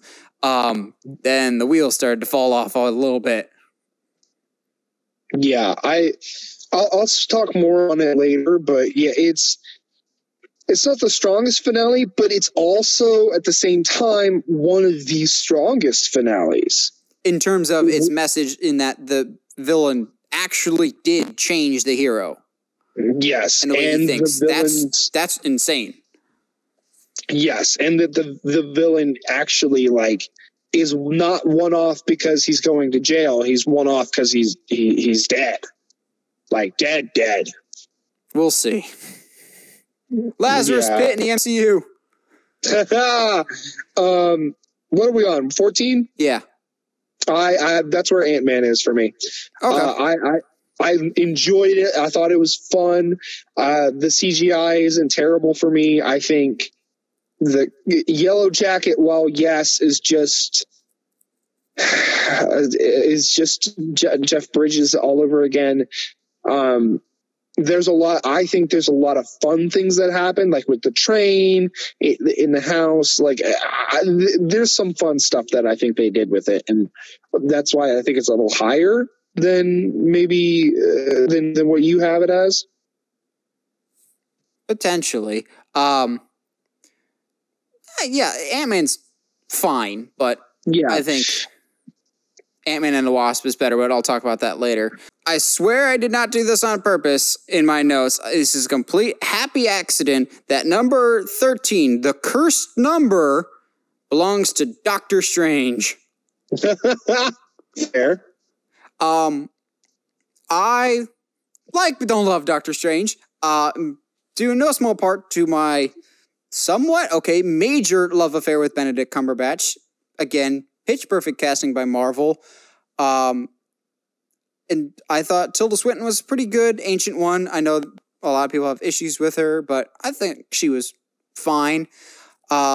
This movie gets as high as it does just because of the visuals more than anything else. It has some of the best visuals of any Marvel movie. They really just go balls to the wall of this is a full-on comic book movie. We're going to recreate Jack Kirby's art to the best of our ability.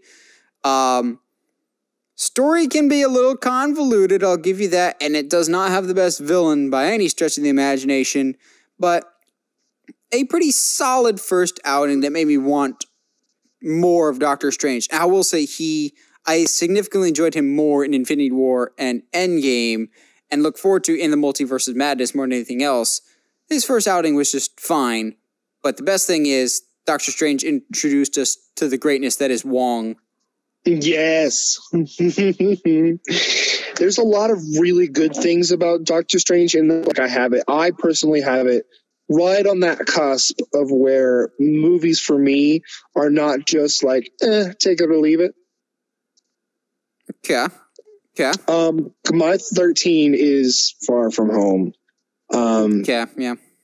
It's like we talked about. It feels weird to not be in New York. It feels that I'm not a huge fan of the suits. Even when like I said, I think I told you this when I saw it. The moment, like the quote unquote big reveal of the suit that he makes is so like, Like he's just on the side of a plane. Yeah, they botch it in the movie. Like, okay. And even the suit itself is not that different. It's not that impressive. And I know this is the second CinemaSins reference in this episode, which I hope to never make a habit of that. But if you watch the CinemaSins on Far From Home, it's sadly very accurate. The way that the movie treats Peter's intelligence throughout the film is really tough. Like, you can't have a kid who was making Empire Strikes Back references in Civil War be like, oh yeah, I love Van Halen when AC/DC is playing. Like, that doesn't make sense. And for him to struggle with his spider sense out of nowhere, even though I guess we didn't. It was an Infinity War. Yeah, exactly. It's like, it doesn't. I don't know. It's really, really, really weird. Also, and I didn't talk about it before, because I completely forgot about it. The whole reveal of my spider sense works now when it catches the gun on Mysterio actually bothers me because of how poorly it's edited. Yes. Because you don't clearly see what's happening. Yeah, and it's one of those like, it makes it seem like his spider sense only works when he focuses. Not like one of those, not like an involuntary response. Oh, I was more talking about when he stops Mysterio's bullet when he like catches the gun. Yes. That was edited so weird of like, I had to watch it a couple times to be like, oh, that's what's happening? But it didn't really work for me. It was weird. And the relationship between MJ and Peter, it feels too awkward. I'm coming around to it, but I still don't like the fact that she's MJ. I wish they would have just created a new character. Yeah, I don't like it. There's just a lot that I don't like. I will always say that I hate that Spider-Man villains and Iron Man villains have to be people that Tony screwed over at one point. Like, it really cheapens the motivation. It shrinks the world instead of growing it. Yeah, and it just, I don't, the way that they accidentally figure out what Mysterio is up to, like, completely by accident. Yeah, they really undercut Peter's intelligence in Far From Home. Which I think is why I was more upset about than anything else, because while, yes, the Amazing Spider-Man series is not good, especially he built his own stuff and shows him making mistakes making it. Even, especially, I think one of my favorite moments in Amazing Spider-Man 2, despite the debacle that is that movie, is him figuring out how to build new web slingers that are resistant to the electrical currents from Electro.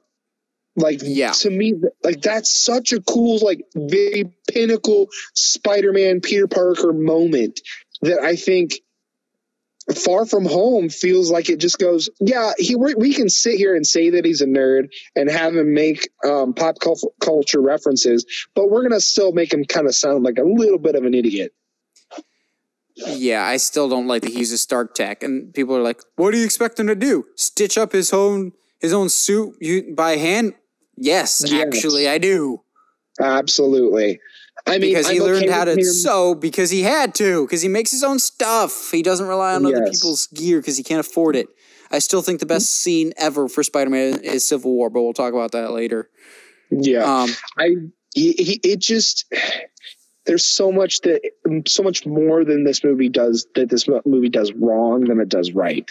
Yeah. I'm still optimistic for the next one, but this was disappointing to say the least.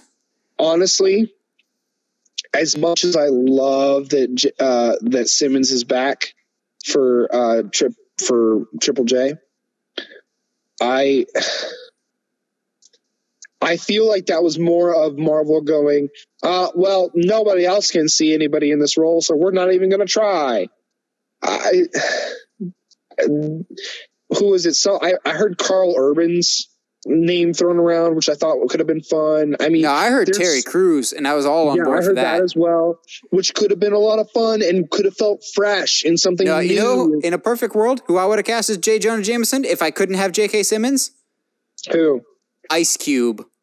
Exactly. Like, I felt like having Simmons there, while I was happy that they put him in this, I felt like I was like, oh, that's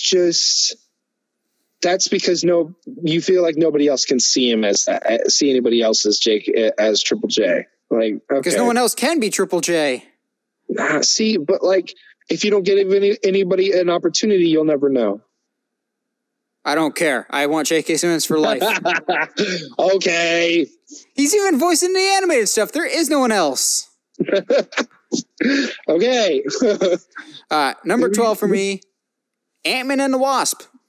Okay. I like it better than the first one, actually. I think the humor works better. I think the dynamic between Hope and Scott is really strong. I like the fact that he's still the bumbling, incompetent hero. I like his whole efforts to try and stay in quarantine and in lockdown. Yes. I like the new characters with Lawrence Fishburne. I thought Ghost was just kind of there, but I think the concept of Ghost was very interesting to me, but the execution was like, what? Okay. By and large, I think it improves on almost everything about the first Ant-Man. However, now I'm coming up with a thought that it's kind of confusing me. I hadn't thought about it until just now. Why is Michelle Pfeiffer still the same age as Michael Douglas? Yep. Because she was stuck in the quantum realm where there is no time. Yep. Because Scott was stuck in there for 5 years and didn't even realize it and didn't age. She was stuck in there for 30 years. And maybe she ages like a year or two, but she still aged at the same rate that Michael Douglas did. Yeah, while Endgame is a good movie, it does have some major issues, in my opinion. But yeah, Ant-Man and the Wasp, it's fun, good supporting characters. Nowhere near the best of the MCU, though. What's your 12? Yeah. I have Incredible Hulk, and that's mainly because I love Edward Norton's performance. Interesting. I mean, okay, then. Didn't figure it to be that high, mainly because I forgot about it. Yeah, I mean, yeah. There's not a lot of stuff to really remember in this film, but the way that Edward kind of approaches Bruce Banner, I really liked. I find like this more of a comic book accurate Bruce Banner than, as much as I love him, Mark Ruffalo's. I don't know. I'm kind of on the fence about it because this is at least better than the Hulk movie before. I will still always say that Ruffalo is better because there needs to be a difference between Banner and Hulk. And Norton always seemed like the crazy man that absolutely could be the Hulk, but that kind of gives him away too much because he's already crazy. It would be like having Jack Nicholson as the Hulk because you already suspect that something ain't right there. Yeah, or Jack Nicholson as the Joker. Anyway, yeah. My number 11, Captain America: The First Avenger. Okay. I've come a long way with this one. I did not like this movie the first time I watched it. I thought it was just fine, and the World War II setting didn't do it for me. But over time, I've grown to appreciate this movie more and more. Actually, it'll never be like my top 5, but every time I watch it from here on out, I enjoy it just a tad bit more, but it doesn't move the needle higher on the rankings for me. It gets a lot of the little things right. I don't think Stanley Tucci gets nearly enough appreciation for his role as the guy that more or less inspires Captain America to be Captain America. There's a lot of great things that are set up in the first Captain America that don't get paid off until Endgame, but still they pay off for the people that are paying attention. Like, I love with everything in my being the fact that Stanley Tucci is just like, we're not looking for a soldier. We are looking for a good man. And what does Cap say to Falcon when he gives him the shield? He says, "You're a good man, Sam." Yep. Which to me might bring into question like what he actually feels about Bucky, but that might be looking too much into it. Anyway. Bucky didn't deserve it. He has too much blood on his hands. Yeah, at least for now.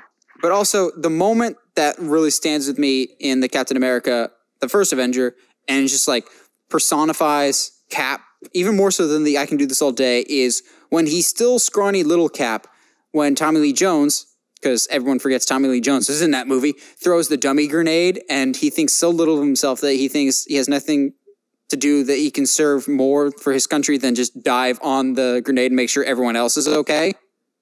Yeah. Which plays right into the Iron Man thing of, you're not one to lay down and let the other guy crawl over you. And like bringing that full circle. The arc that he goes through, I just really enjoy. I still do not really care for Haley Atwell's Peggy Carter. I think she's just really meh. And Captain America would see better days ahead, but I think it was a solid introduction, even if we would never see Hugo Weaving's Red Skull ever again. And before you come at me, people in the comments, I know we see Red Skull again, but it's not Hugo Weaving's. Look it up. It's a fine first entry. I think it did a pretty decent job of establishing Captain America and did the pretty difficult task of making the World War II setting not feel completely out of left field and odd. Yeah, I agree. And they did a decent job of bringing the Tesseract without feeling like it was shoehorned in. It's the right amount of cheesy. Yes. What I do like is they never really allude to the Tesseract being something a part of a bigger spectrum of story until kind of the end. So it never feels like, oh, we're building to something. It's more of, okay, cool. So Red Skull's got this thing, and it's actually pretty destructive. So we really should do something about it. Yep. All right, what's your number 11? This is, to me, where things start to kind of go, all right, we're on to something here with the Guardians of the Galaxy. Okay, yeah, I'm not too far off. Yeah, it's I like we've been saying this whole episode, like Guardians of the Galaxy is a breath of fresh air, and it's different but not too different. It's quippy but not too quippy. The characters are likable but brash. I still think like the breakdown that Raccoon has, like the breakdown that Drunk Rocket has on the Collector's Planet, still kind of gets to me. Of like, up until that point, Rocket's just kind of this guy that creates things, and then all of a sudden you kind of realize he's like, yo, like, you try being broken down and then put back together multiple times. Like, I didn't ask to be made. Yeah, like, oh, dude, get out of here. I wasn't ready to cry in a Guardians of the Galaxy movie. Stop. We are Groot. Stop. Like, I remember the first time I saw it in the theater, it's just like, am I tearing up over a tree?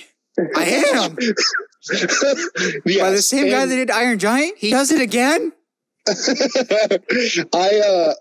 In as much as a one-off as he is, I don't mind Rowan as much.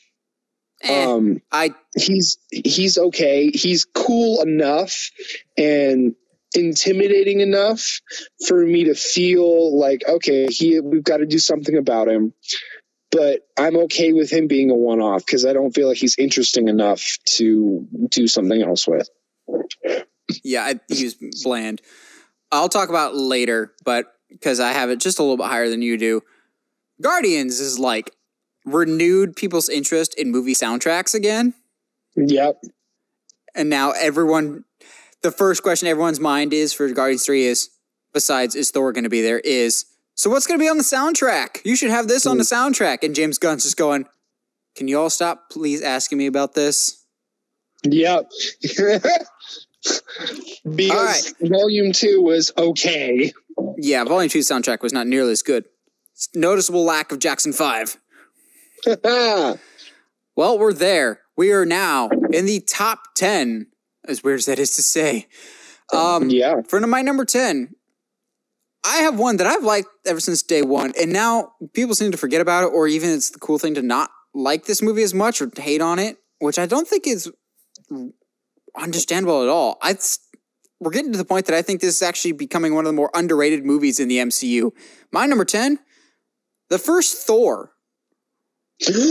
Okay. I really, really enjoy this one. Is the story a little pretty straightforward of the character arc of Bratty Prince has to go back to Noble Warrior? Yeah, it's pretty straightforward. But everyone is so perfectly cast, except for Chris Hemsworth's weird mustard blonde eyebrows. But Chris Hemsworth, perfect as Thor. Loki, great, before I began to become disinterested because he got overused. Idris Elba as Heimdall. The Warriors 3, fantastic.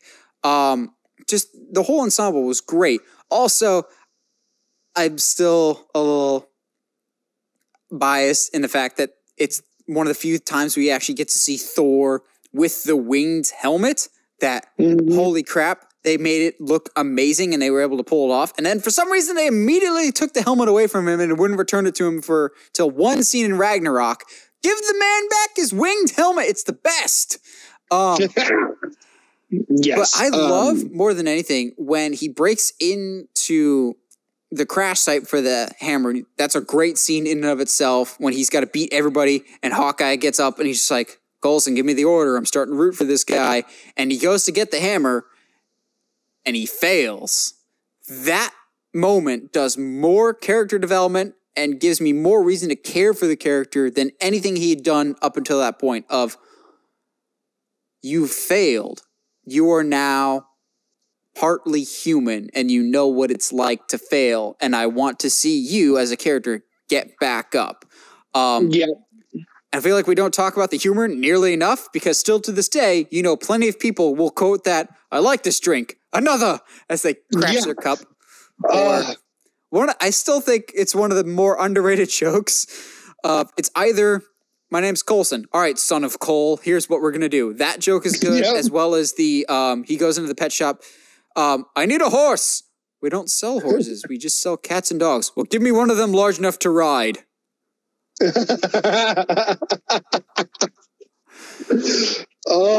the humor just works. I think Kenneth Branagh knocked it out of the park from a director's standpoint. I don't feel like we talk about the first Thor nearly enough.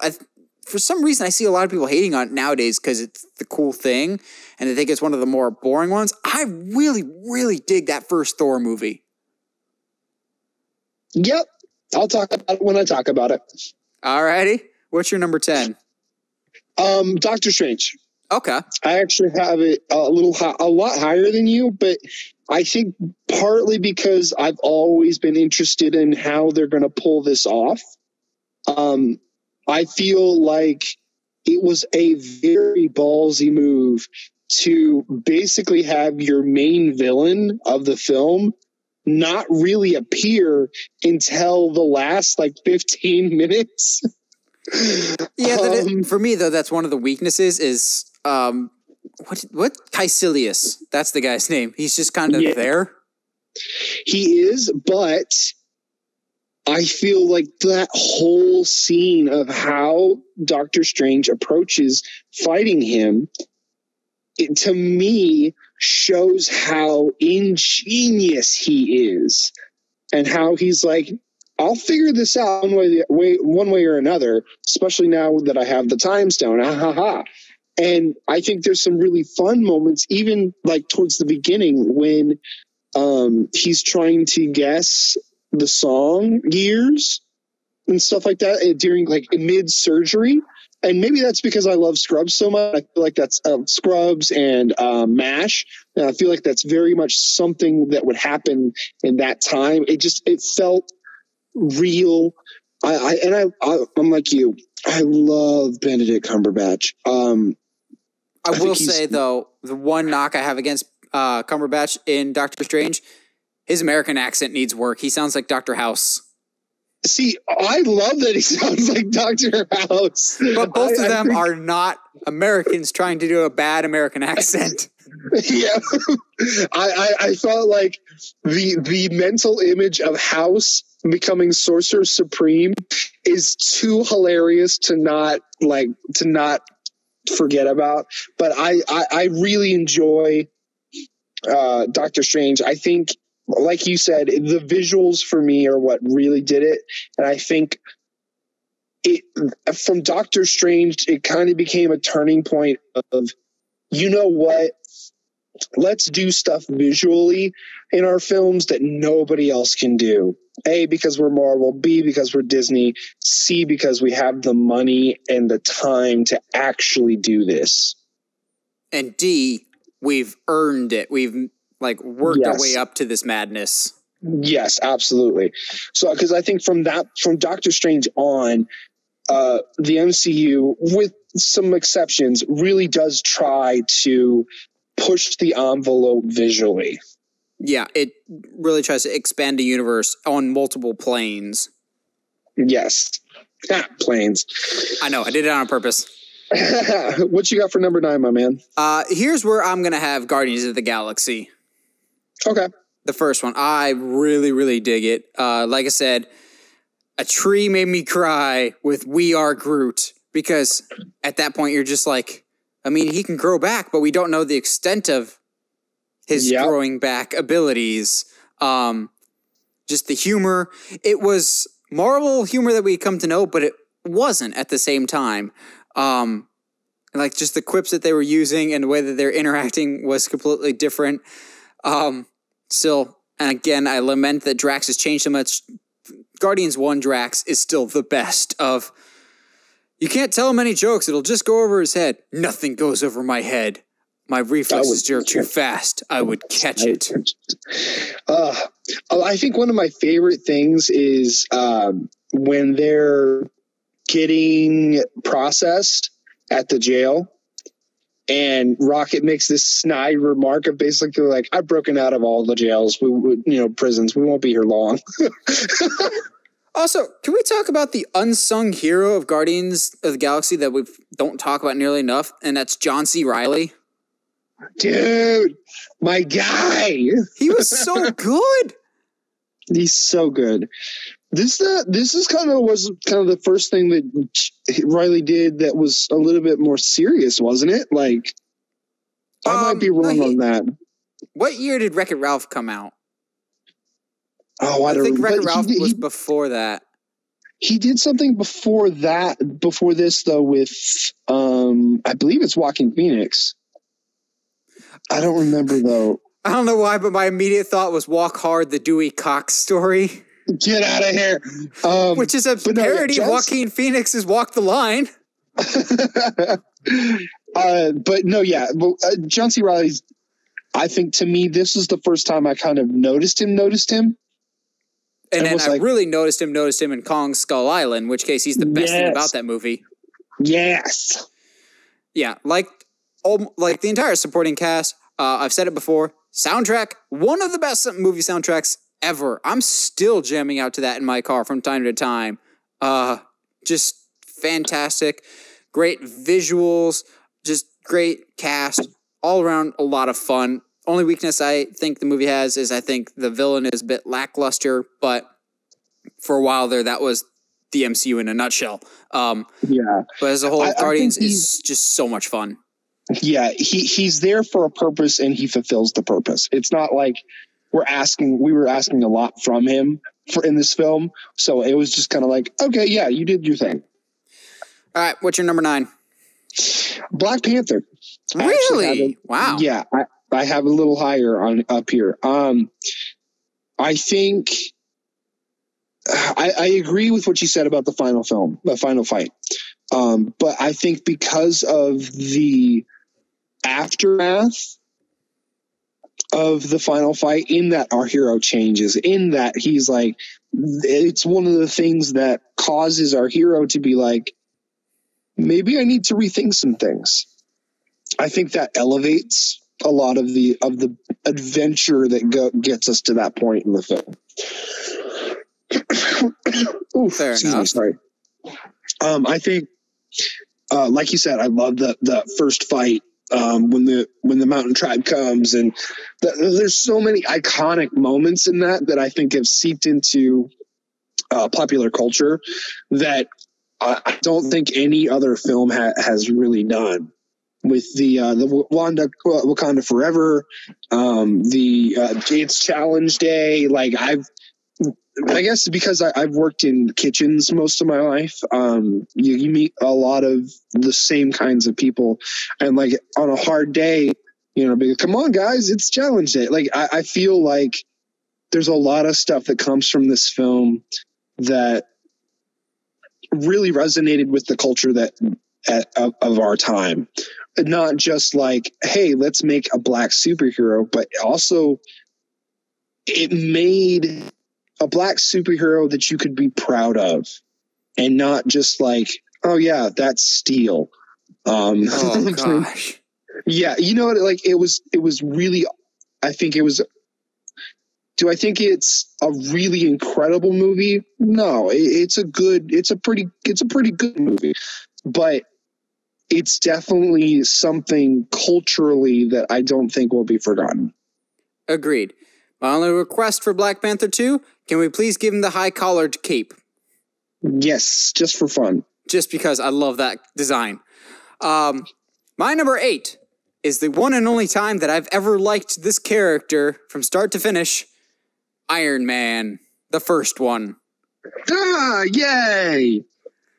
Because this is what started the MCU off proper, and it still, to me, is one of the most rewatchable movies in the MCU, and it's the last time I liked Iron Man because it's the only time he ever had growth and accountability for his actions and underwent an arc.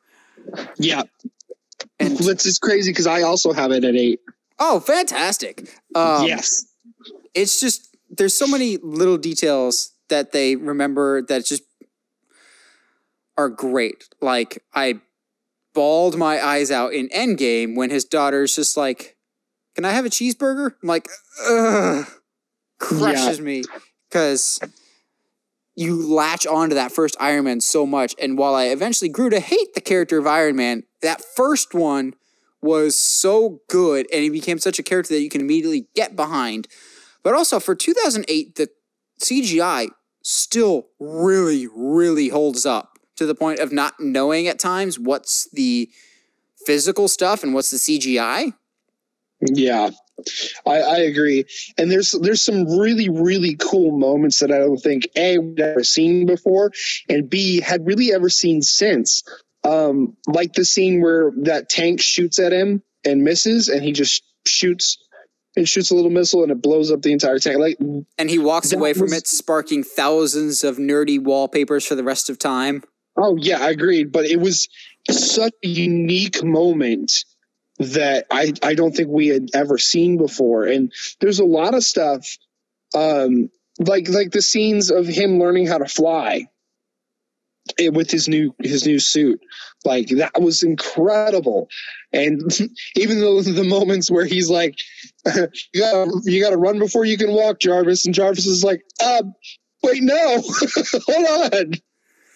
It's also just, again, like I said, little moments of him interacting with his droids. If you douse me again and I'm not on fire, I'm donating you to a city college. Yes.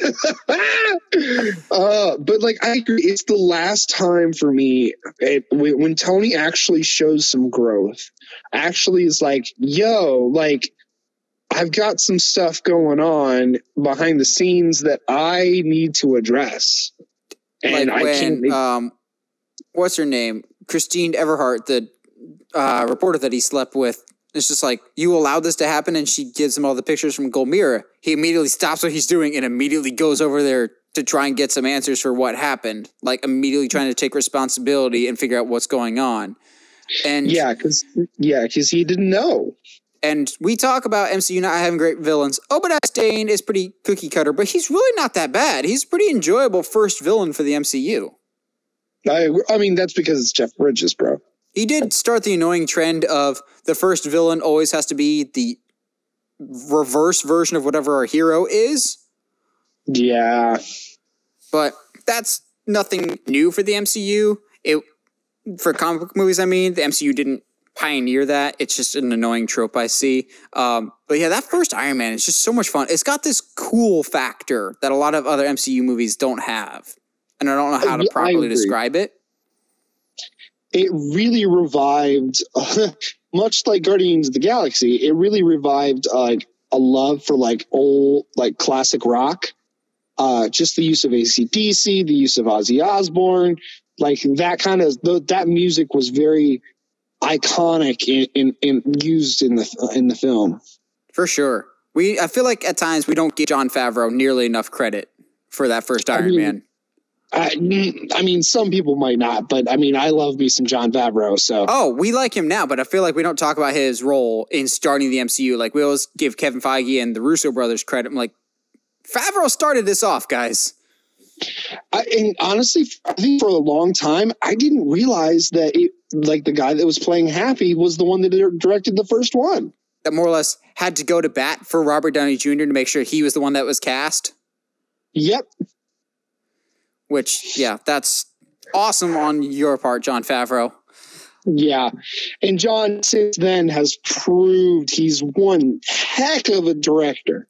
And soon to be head of Lucasfilm, mark my words. I won't be surprised, honestly. At number 7, we have Infinity War for me. Okay. I really, really like it. I genuinely can't think of any faults that I have with the movie. I just like 6 other Marvel movies better.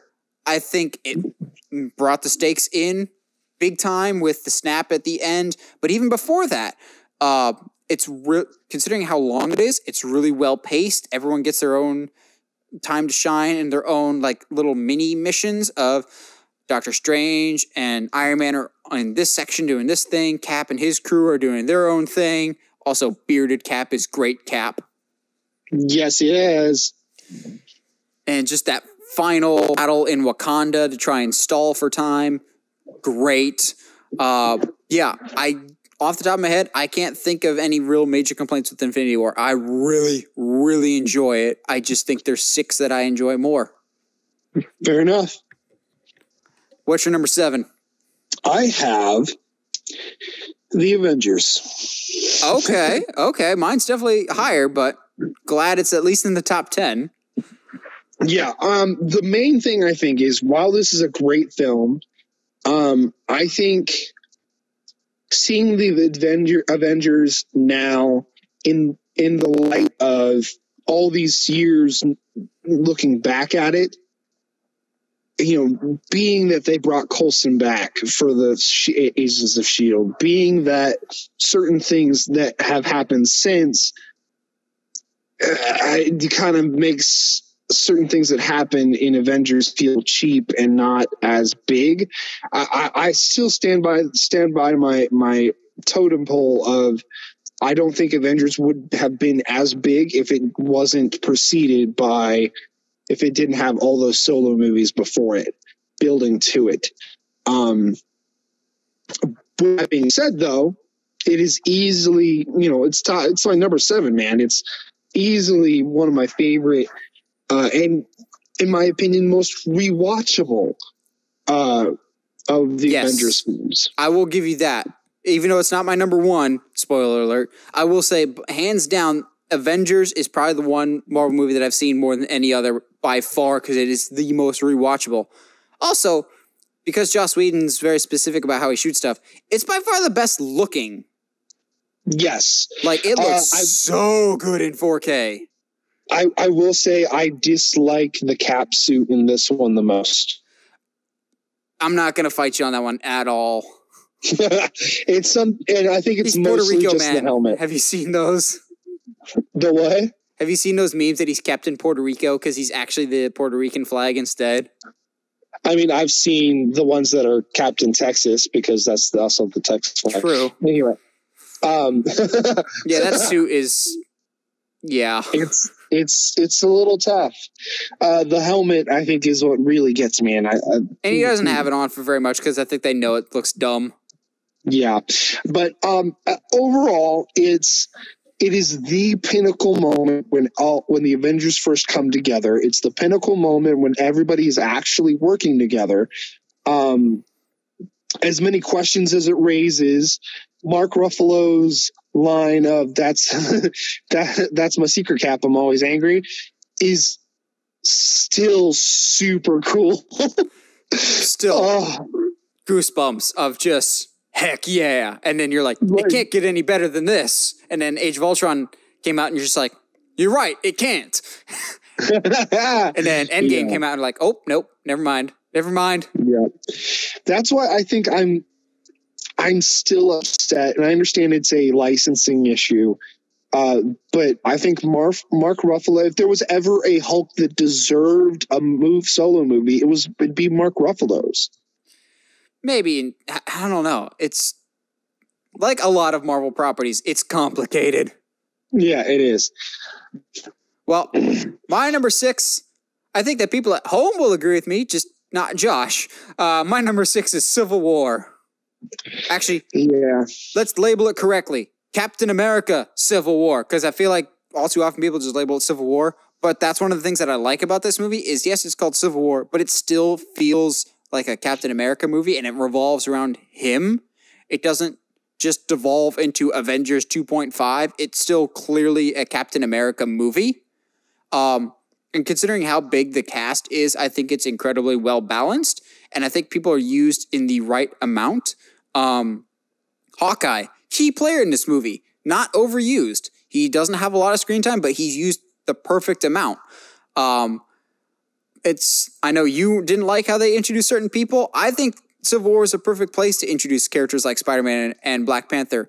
And also, just mini rant here, how they introduced Spider-Man in the MCU And the scene where he first meets Tony Stark and they sit in his room is the single greatest introduction to Spider-Man and is one of the best Spider-Man scenes ever, of immediately nailing the character of, I love the fact that Peter comes home with a keyboard that he dumpster dove for because he can't afford one. And if you look in the corner of his room, he has an old desktop computer from like the late 90s because he can't afford one. And he just probably stole that from a trash can somewhere because he can't afford it, but he still needs to do his stuff. He's got an old cracked flip phone because Aunt May can't afford it. And he's still concerned about his work more than anything else. He's just like, I can't go to Germany. I have a math test. That's Peter. The way he talks to Iron Man, the way he just interacts, that's Spider-Man. It's a Spider-Man that was so desperately missing from Far From Home. They just immediately nail the character of, yes, they may have borrowed some inspiration from that very first Christopher Reeve Superman movie, but he's just like, as much as I would like to play football, I couldn't then, so why should I be able to do it now? Because it wouldn't be fair. And it's just like, he immediately gets the responsibility that comes with being Spider-Man, and he's so perfect at it. And I remember I hated the Spider-Man suit in that first trailer, but seeing it in action and seeing how he interacted with people, I was like, yes, please. And that's something that I feel like we've missed at times with the current Spider-Man movies is the quips, which for some reason were in Civil War and then they dropped it for Far From Home, of when he's fighting Falcon and Winter Soldier. He's just like, dude, you have a metal arm? That's awesome. Like, I squealed with delight because that was Spider-Man taunting his enemies and still complimenting their tech. Yes. And I hope we get back to that. And also, I'm not ashamed to say, Civil War to me still has the single greatest end scene of all time when he's in his room and Aunt May gives him the ice pack and he moves his arm and the spider signals on the roof. I squealed like a small child because I never thought in a million years we would actually get the spider signal in a movie. And so we did. And my spider heart was very happy. I mean, Civil War is very hard for me because there are good stuff like the Spider-Man stuff I really, really love. I will say, though, I kind of agree with you of the airport fight is one of the best fight scenes in the MCU. I wish that was the finale, though. Yeah. Because every fight after that is really hard to follow. Everything after that makes it seem weird. It's this is going to be really, really oddly specific, and you'll only get it if you're a wrestling fan. It's WrestleMania 25. The airport fight is Undertaker versus Shawn Michaels. It's not the main event, but it probably should have been. Yeah, that's how you end it there, not because at that particular point, or at least rearrange some things. If Iron Man discovers a secret, then his forces fight Captain America. There's more stakes, and it's not just a sparring session. And I think that's why it upset me was because up until the point where the airport fight happens, both sides are firmly sticking to their moral high ground. Where is in the next 25 minutes, Tony flip-flops 3 or 4 times, and it just makes it feels cheap. And he turns more than Big Show. I don't know about that, but so let's move on to number 6. Since we were talking about things that I never thought I would ever see in a movie, let alone a Marvel movie, do you want to talk about Homecoming with the spider wings, the web wings? Okay, so I'm still mad about that for a really weird reason. Okay. So like a week before that Homecoming trailer came out, I made a video on the main YouTube channel saying things that I would like to see in a Spider-Man movie someday, or like scenes or just specifics. And in my original script, I didn't do scripts back then. When I was recording it, I actually said spider wings, but I cut it out of the final video thinking, no, that's too outrageous. That was never going to happen. So when they show it in the trailer, I was like, gosh dang it. And like flipped the table.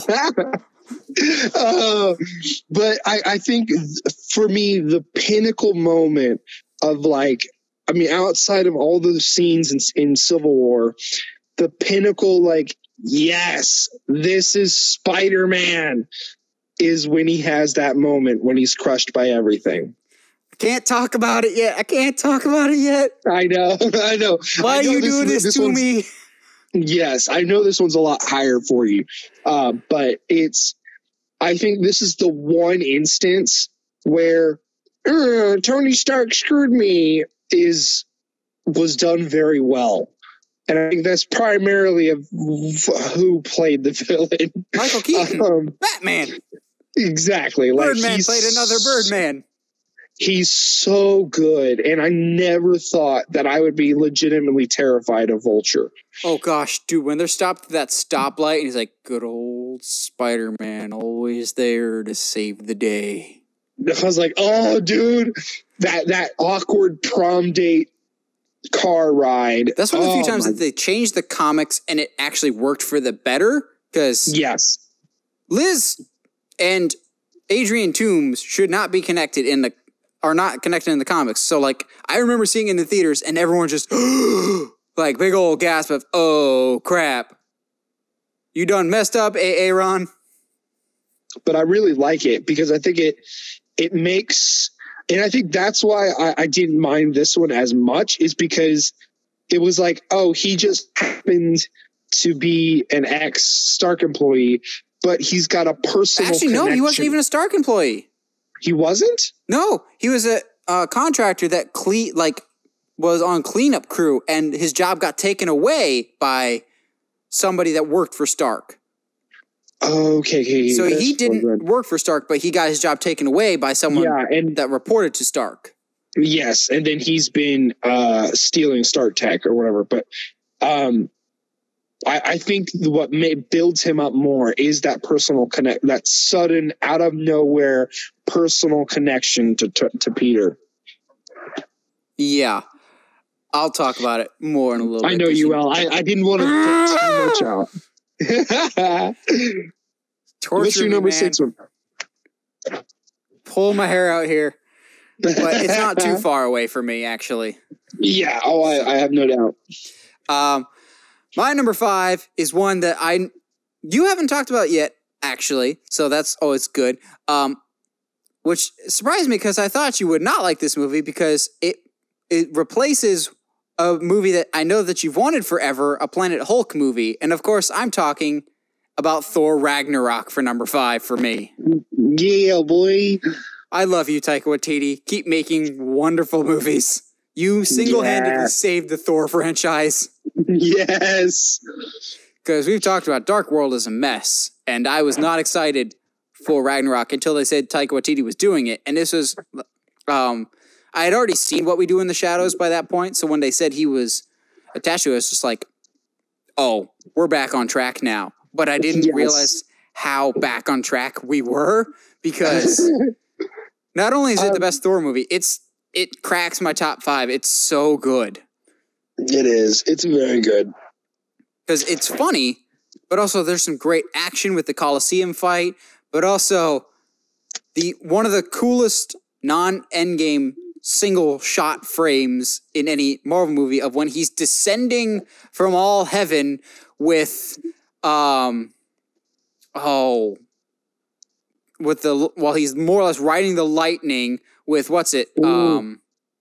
Immigrant Song by Led Zeppelin playing in the background. You're just like, just yes. So much yes. It's so good. Also, thank you, Taika Waititi, for introducing us to the greatest supporting character of all time, our Lord and Savior, Korg. Just a little humor for you. Just, can Korg and Michael Pena's character from Ant-Man please meet? It needs to happen, bro. It needs to happen. Ragnarok does so much right. But I think everyone always forgets that while it's funny, there's still a lot of emotional weight to it, and it's still very heavy movie. Yeah, absolutely. Thor has never lost more than he loses in this movie. He loses his hammer. He loses an eye. He loses his father. He loses his home, basically. Yeah. I'm being quiet for a reason on this. So okay. Let's see if I have any last minute things that I really appreciated about it. Let's see.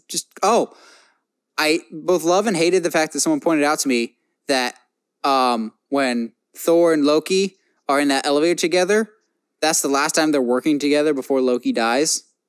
Stop. So they have that heart-to-heart of Loki should stay on Sakaar and Thor should go off and do his own thing. And that's the last brotherly conversation they have before he dies. Oh, you're welcome. Oh, man. What's your number 5? I'm sad now. I got Infinity War as my number 5. Okay. I think that with my number 4, which I'm going to go ahead and give that away as Endgame, I think these two, they do a very good job of taking years and years of build to a huge climax, and I think they do it very successfully in a very entertaining and emotionally satisfying way. Are they perfect movies? Yes. No, they're not. But I think they are easily some of the top 2 best films in the entire series. I'm genuinely shocked that you have Endgame at 4. Wow. It's a whole new ball game. It's anybody's game now. Wow. Yep. Okay. I'm like trying to do the math of like which ones you haven't said yet. That's insane because the Endgame is definitely higher for me, but wow. That surprises the crap out of me. Yes. But I'm glad we have different rankings. Yes. I mean, while I love Infinity War and I love Endgame, I think I personally like a little bit more of a personal story against the big overarching moments, while the moments like Assemble and On Your Left and getting the hammer for the first time and even like the actual just like emotional pain of Tony watching Spider-Man disappear in front of him. There's a few movies that I think resonate more with me than these big universe events. Okay. I'll definitely disagree, but I'll get into that when I get into Endgame. But I definitely see where you're coming from of preferring the personal stories. Case in point, one of the most personal movies for me, no shocker here, my number 4, it had to be somewhere, Spider-Man Homecoming. Yep.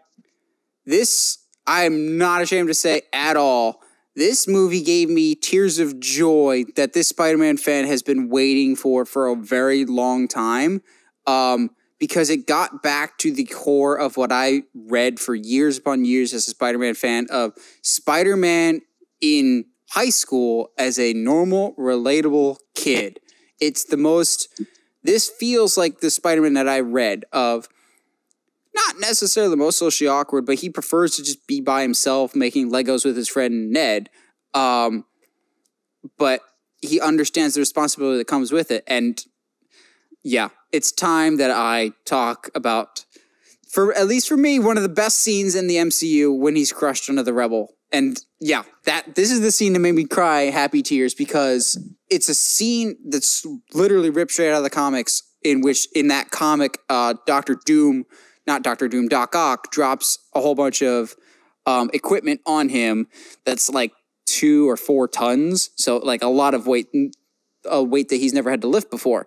And so he thinks he's going to be trapped under there while Aunt May's in the hospital dying of something. I forget what she's dying of. And so he thinks he's going to be responsible for her death. Now, granted, they take the context a little bit differently in Spider-Man Homecoming. But it's one of those like deep down guttural, this is not Spider-Man. This is Peter Parker. And at the end of the day, you care about Peter Parker just as much as you care about Spider-Man, because as any comic book kid would know, you see yourself as those characters. I saw myself as Peter Parker when I read Spider-Man as a kid, as I'm sure a bunch of comic book kids did. Spider-Man, yes, as I get older, I love Nightwing more and I love Batman more as I read their stories. Spider-Man will always be like that childhood favorite. And so the way that they presented him in Homecoming was, it was like reliving my childhood of like, this is the Spider-Man that I always wanted. I had some issues with the Maguire one of he immediately felt like he was a college kid. He felt too old. Andrew Garfield didn't seem like the awkward, out of place loner. He felt too cool. He skateboarded in the class. He talked to girls. But this Peter Parker feels right. He feels like just a good kid. And nothing against Tom Holland. He's a good-looking kid, but he looks average. He looks like a normal kid. He's not the good-looking dude of Andrew Garfield, but he understands the responsibility of being a hero. And I liked that at the end of the day, it wasn't a save the world from being destroyed. It's a I need to stop this thief. I like the smaller scale Spider-Man stories. He doesn't have to save the galaxy of the Spider-Verse every single time. There's a reason he's the friendly neighborhood Spider-Man. Also, love the fact that he left Post-it notes like on the stolen bike that he found. It's just all these little touches that to me just scream Spider-Man. It was the Post-it note. It was, I helped an old lady cross the street. She gave me a churro, and then he eats the churro while he's got his mask pulled up and he's texting happy about his next mission, or not quite having the web slinging down right. It's just little Spider-Man things that I so fondly remember that it just hit me right in the spider feels, and it just left me sad for Far From Home that it didn't bring those memories back. But I always just come back to Homecoming of, this was the Spider-Man that I always wanted. It's just, yeah, I can't describe it anything more than that of just, it's Spider-Man, plain and simple. The thing is, there's just 3 movies that I like even more than that, as hard as it is to say. Fair enough. What's your number 4? Number 4 is Endgame. Oh, yeah. You said that. Sorry about that. I forgot that you lumped that and Infinity War together. Yeah, we are in top 3 territory here, my man. Man, I'm sweating bullets because they're getting close, man. All my top 5 is like neck and neck. Yeah. You know what's bad? When I have to put Homecoming as my number 4. Yeah. What's your number 3? Thor 1. Dang it, dude. Why couldn't you put that in the 4 spot and just call it the 4 spot? Because I like it more than Endgame. Fair enough. I kind of was wondering where you were going to put Thor. I was like, he hasn't said Thor yet. Yeah, I for all the reasons you said that you have it down in, I think it was like the 13th or something like that. I think it was my number 10. It does crack my top 10, I think. Yeah, it's, in my opinion, it is the most faithful comic book adaptation that Marvel has done so far. Like, on to every detail of, I feel like that's how Thor would act. To me, I when I first saw it in theaters, I was like, oh yeah, like this is Thor, man. Like this is totally like the man who is a fish out of water, but in a good way. Like, and he's a little rough around the edges, but he has a good heart, and you can tell that he has a good heart. It's the only time that I don't mind Jane. She's not terrible. I guess isn't saying much, but like even to the point where the big baddie isn't his brother. The big baddie isn't someone. Himself. It's himself. And the defeat of, what's it called? The Destroyer? Destroyer. We don't talk about the design of the Destroyer nearly enough. That thing looks amazing. It's terrifying. With a great sound design. Yeah, of course. And the whole concept and the actual defeat of that was less about overcoming a bad guy, overcoming evil, and more about coming into his own as a hero. And it just made it even sadder coming into Dark World when that, like, it literally, if Dark World doesn't exist and you go straight from Thor to Thor Ragnarok, the arc is even more complete, in my opinion. Unless you somehow figure out a way to tell the story of the death of Thor's mother without Dark World, I don't know. But she didn't really have that much of an impact on story until Endgame, in which case that scene breaks your heart. Oh, dude, totally. The big thing for Thor with me was, I think, weirdly enough, I liked Hawkeye's role the most in that film. Of the role that everyone always forgets that it's Hawkeye or doesn't remember that he was there. Exactly. Like, and it's not because I think he needs to be forgotten, but like, that's to me who he's always been. He needs to be, is not this frontline hero, but this recon guy, this sniper in the shadows, Hawkeye, not this, all right, let's be Robin Hood. Not that there's anything wrong with Robin Hood unless you're Russell Crowe. No, yeah, but not that there's anything wrong with that, but like, I felt like that was a role that fit at least Jeremy Renner's Hawkeye better than running through the streets, shooting arrows and stuff. Makes sense. Also, it's a shame that we never got purple Hawkeye.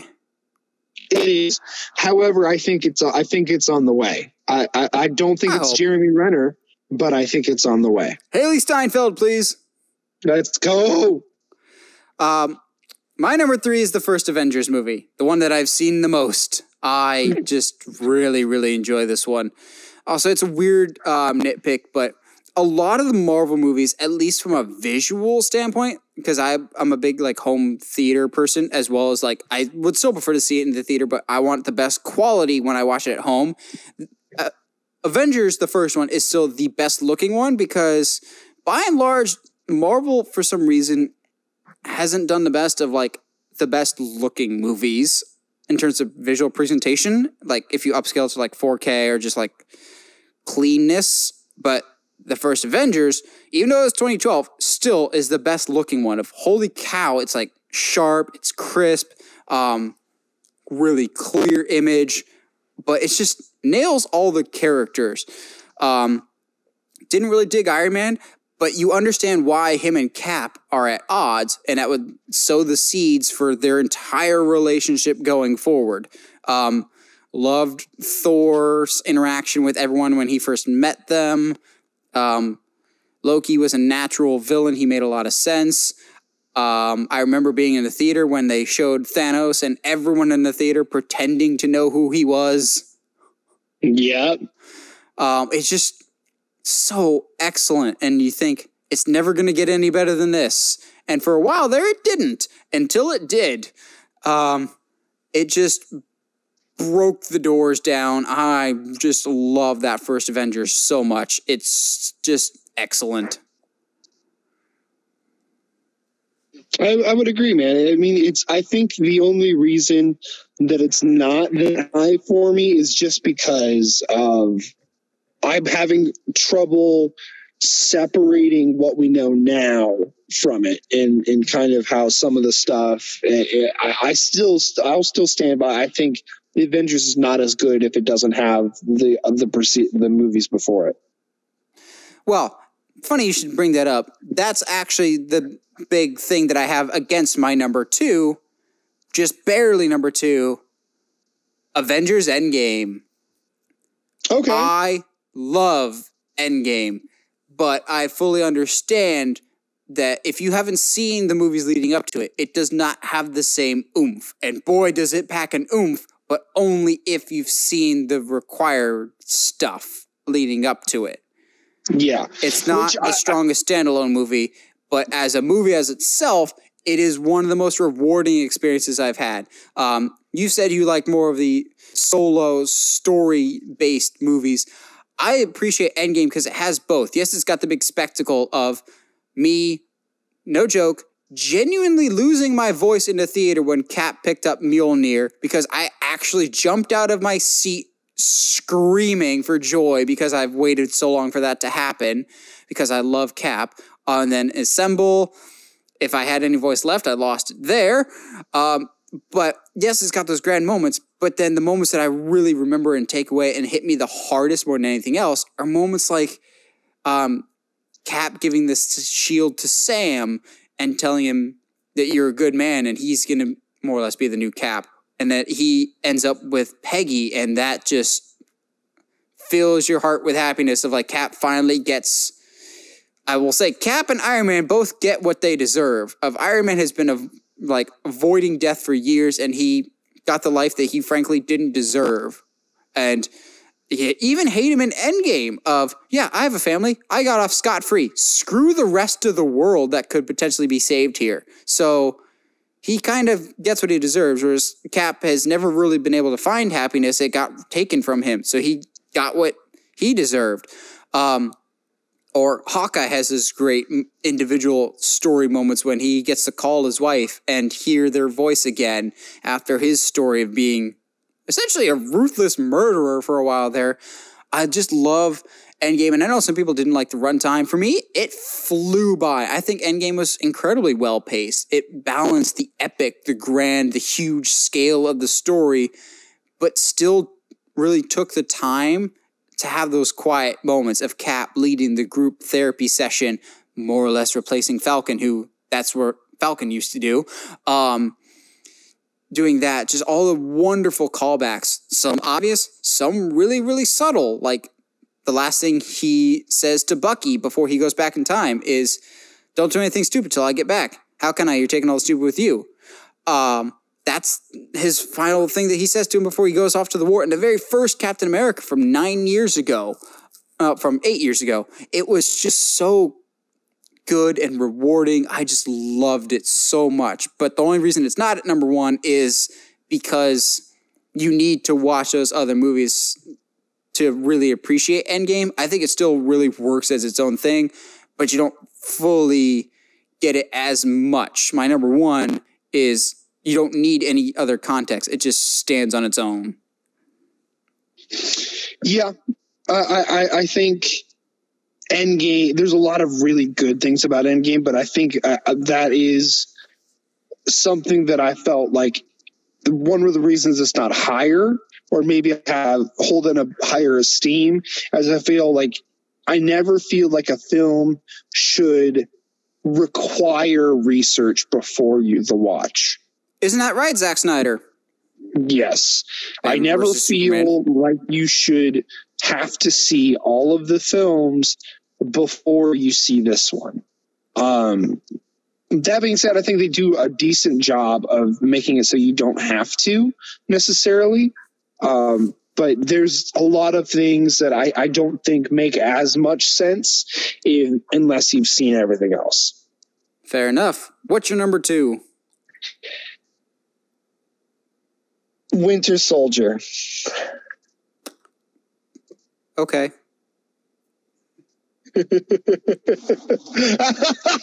If nothing else, you've made me super curious what your number one is, because I've forgotten a lot, so I don't know what your number one could be. So I have a feeling I know that this is your number one. Yeah, I'll just say it now. Winter Soldier is hands down the best MCU movie, and whatever your number one is, it's wrong.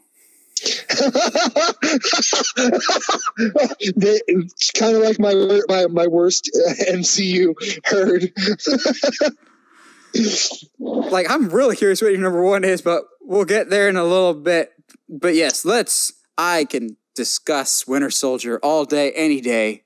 Oh, it's easily it's the only one that's really like up until whatever we're gonna get with Black Widow to really like embrace the idea that Hydra is this secret spy organization that embrace the spy genre within a comic book movie. It's no Marvel movie before or since has single-handedly changed my opinion on a character 180 degrees. I liked but didn't love the first Avengers, so going into the first Avengers movie Thor was actually my favorite Avenger. I thought Cap was just fine. He was just kind of there. He didn't have the cool factor of Iron Man at the time, because I liked Iron Man then because he hadn't gone completely awful. So my expectations weren't particularly high for Winter Soldier. I was already thinking ahead to the next one with Guardians, thinking ahead of, okay, Guardians looks really interesting. I'll see Cap first and get it over with. No. Yeah. I remember Heather and I seeing it in college and just walking out of going, that was way better than it had any right to be. Far better than I expected it. Far surpassed my expectations. And I just loved it from the first minute of On Your Left. And that's due in no small part to the fact that I think Anthony Mackie is one of my favorites. He's just fantastic. But there's just so much they do right. And a weird side tangent, but I've thought this ever since I've seen Winter Soldier of, if we do get another Superman movie, to bring it full circle to the beginning of this episode actually, if we ever get another Superman movie, basically just copy and paste Winter Soldier, because that's exactly how you get an old school ideology character that's truth, justice, in the American way, Captain America and Superman, and put them in a modern world. You have them face something they just can't punch their way out of, an idea. He has to come to grips with the fact that the organization that he works for may not be as good as he thought it was. Do the same thing with Superman. How does Superman's old school morals fit in a new school world? And he has to, at the end, swap out the big Hydra helicarriers for Brainiac, maybe. And that's a Superman movie. But as much as Cap is like changing to this new world, I love the fact that he himself as a character does not change. His morals do not change. He's still that good, upright citizen. He knows what he has to do and doesn't change his course of action no matter what. Even though it may be hard, he still sticks to his guns like any good hero should do and doesn't just switch sides, Iron Man. I think really the only complaint about Winter Soldier is the Nick Fury thing. Yeah, we could see it coming a mile that he was not dead. But yeah, that was the beginning of these stupid Marvel fake out deaths that do get annoying at times. Yeah. But I mean, outside of that, like the introduction of Falcon and seeing him grow, the introduction of really the reintroduction of Bucky, but also getting to know the Winter Soldier. And honestly, it's why I feel like Bucky got shortchanged a lot in Infinity War and Endgame, because he's obviously very skilled, but he doesn't really get any of the kudos that he deserves in the rest of the other films. I like that also in Winter Soldier, before we find out what your number one is, I like in Winter Soldier that they update and drastically improve the action and fighting. Of the first Captain America is very over-the-top superhero, a punch will send a bad guy flying through the other room. Whereas this one, we've got more hand-to-hand combat and like actual technique to it, and great shootouts. Also, Frank Grillo is always a win. But seeing Cap versus Bucky with that one-on-one with almost like the hand-to-hand knife fight, which ironically Bucky told him in the first Captain America, Hydra's not going to come at you with a pocket knife. And guess what? He came at him with a pocket knife. Which is like the hand-to-hand combat. The level of action and choreography definitely took a big step up that continued on for the later Marvel movies. Yep. I would completely agree. Now I'm really, really curious, man. If Winter Soldier's not your number one, what is it? So I know there are things that I have complained about this film, and that because of this film, I can't get certain other storylines. Oh. But Thor Ragnarok is easily my favorite Marvel movie of all time, at least up to this point. Really? I know. Considering how much you complain about it, I did not think it'd be your number one. I know that I sit here and I say, because of this movie, I can't get Planet Hulk. I mean, I have an You're the animated scat movie. man? Yeah, apparently. But I have an animated movie, Planet Hulk, and it's fantastic, so I'll be okay. Because what this film does with not just Thor, but also Hulk in their characters and their character growth is incredible. I mean, especially with Thor coming off of the heels of the Dark World, where even Chris Hemsworth himself was like, I don't know if I want to be Thor anymore, because Dark World was not the direction I thought we were going in. And now Chris Hemsworth wants to do as many as he can do. Oh, absolutely. So long as he's working with Taika. I think that Ragnarok is more fun even than Guardians of the Galaxy. I feel like the lore and the comic book Easter eggs are more aplenty and possibly even deeper here and more widespreading than probably most of the other Marvel films. Looking at you, Beta Ray Bill. I really, really love Jeff Goldblum in this film. I love, like, the Valkyrie's amazing. I really, outside of me being like the comic book little nerd in the peanut gallery, being like, oh, now I can't have my Planet Hulk movie. There's really nothing I don't like about this movie. All right, that makes sense. Also, I think it's fair to say that I think for those listening at home, I think Josh may also go into this with a little more bias because of your love of Viking lore. I mean, there is that too. But I think also, quick side tangent. How cool was that Assassin's Creed Valhalla trailer? It's cool. I'm confused though. Yeah, I was ready to go into that trailer just being like, oh, so it's God of War. And the more the trailer progressed, I was like, okay, I can't make that joke. And I can't make any jokes because this looks really cool. It looks really cool, but it doesn't look like an Assassin's Creed game. I don't get it. I don't Maybe understand. That's why it looks cool. But yeah, regardless, the big thing is, I think, much like you, since Thor 1, even going into the first Avengers, I felt like I liked Thor the most out of that group. And really even since then, I mean, I love Cap because of Winter Soldier, but I think as far as story arc, because Tony doesn't do squat, Thor has the biggest and most emotionally satisfactory a story arc of all of the Avengers. Now, I'm just now realizing, like, I guess I never sat back and realized what Thor's arc is from the first one to now. It's the first movie is literally, I want the crown. Let me have it now, you old man. And he gets banished because he's an idiot. But now by the third one, he has the crown and doesn't want it anymore and just willingly gives it up because he realizes that's not who he is. Exactly. Like, that's it's brilliant. Isn't it?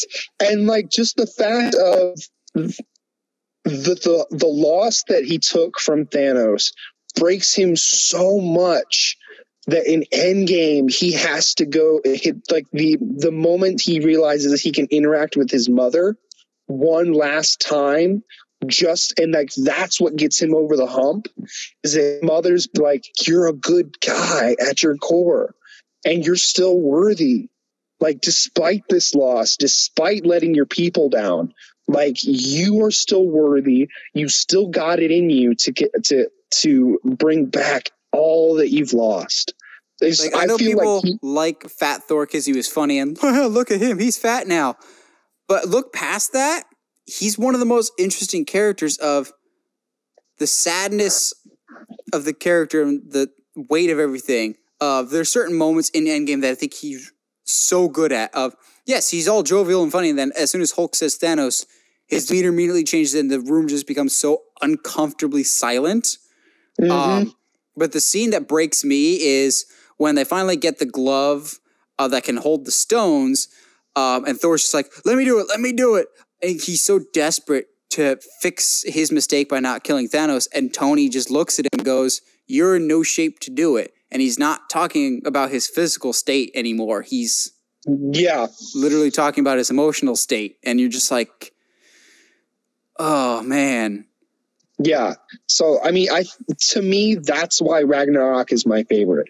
Because at the end of the day, Thor is the one story arc I've been the most invested in. I mean, yes, I have an affinity for Viking lore. Yes, that's something that I really involve myself in. But I think story-wise, he's got the most completed and most emotionally dense arc of all of the Avengers. That's not what I would have expected, but at the same time, I can't say I'm surprised either, and I'm really digging your reasoning. Doesn't change my position on it, but then again, it's hard to move the needle any more than 5 just because it's got such tough competition ahead of it. Oh no, I agree. Like, and that was probably the issue with the top 5, top 6 was like, once you get up there, like all of them are so close. But needless to say, there's very few truly awful movies in the MCU, and we've covered that a while back now. But let us know in the comments below. We always like hearing from you guys. What are your favorite and least favorite movies? How would you rank the MCU? Let us know in the comments below. And also, as a quick teaser for next week, speaking of Thor and Thor's hammer, we thought of a fun and outside-of-the-box idea for next week's discussion. Movie characters, not in the MCU, any movie character that we think could lift Thor's hammer. And give you a hint for one of my people, the answer isn't always black and white. So that'll be your teaser for next week. Let us know what you would like to see for discussions. We always like hearing from you guys. If you haven't already, subscribe to us on whatever audio platform you're listening to us on, whether that's Spotify, iTunes, Google Podcasts, or YouTube. And if you haven't already, subscribe to us on YouTube at Uncharted Media. And as always, stay sharp, movie guys and gals.